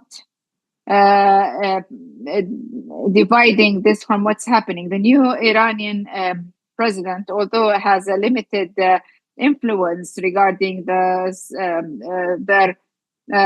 spiritual leader, and within his political program, which we read in details, that he urges on the openness with an international economy and to rehabilitate the Iranian economy. So this is a new vision that does not want to confirm the expansion of the nuclear Iranian file. And so this is important to know for the strategic policies that would stem. That's a new step. This does not only apply to Iran. It applies to Israel itself. I'm sure there will be many researchers that after Israel has tested its power, and that when it saw that after a year it could not defeat 364 kilometers or just get rid of Hamas, there are many reviews that have taken place. As for the question, sorry to have Mr. Name, what is the importance of a leader, importance of the vision, and that the vision is to get rid of occupation. Of course, we do agree on this, but in the world of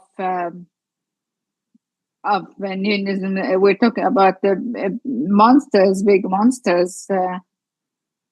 It's not enough for them to get rid of the occupation. The question is, what is the form that you need to use to follow? You in one state, two states?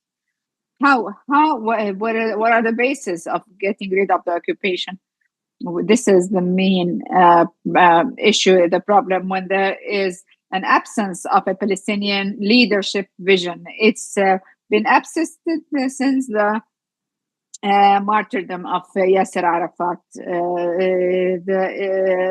The vision of Oslo is gone with the wind, and the vision of Yasser Arafat is gone.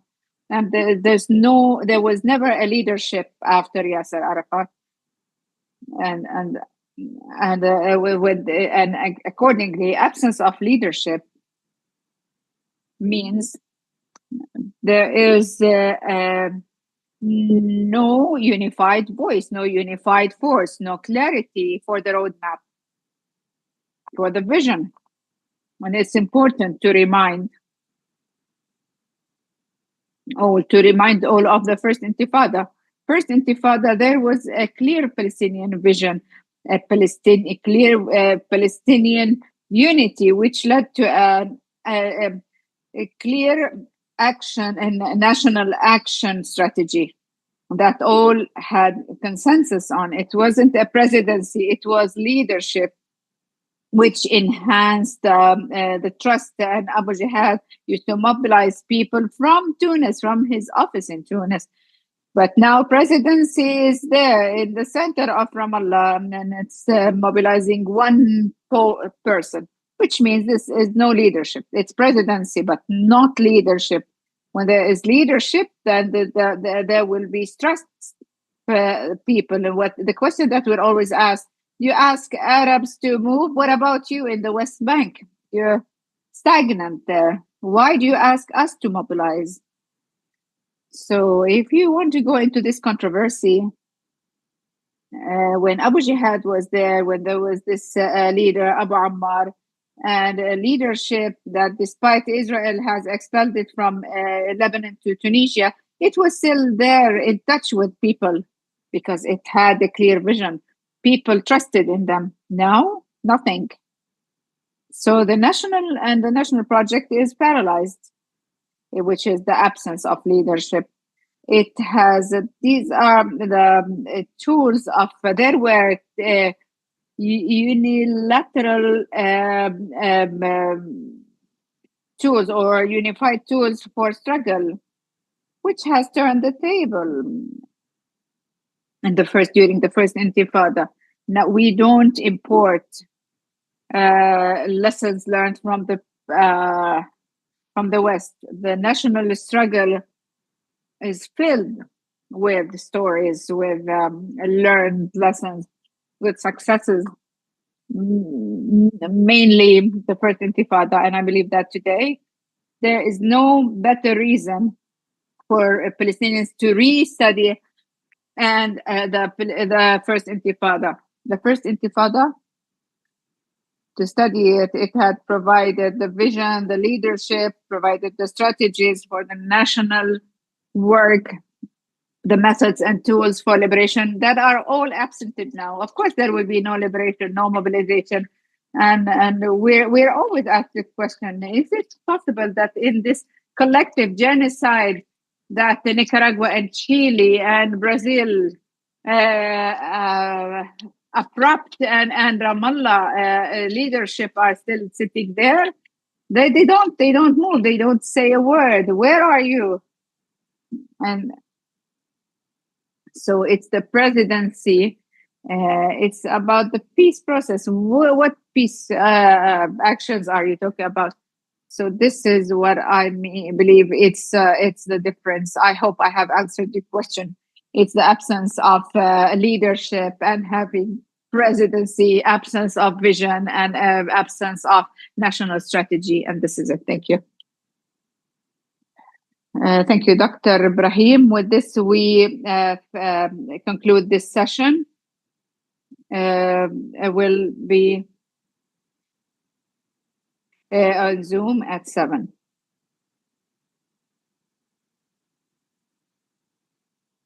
Thank you, Dr. Islah, Dr. Isam.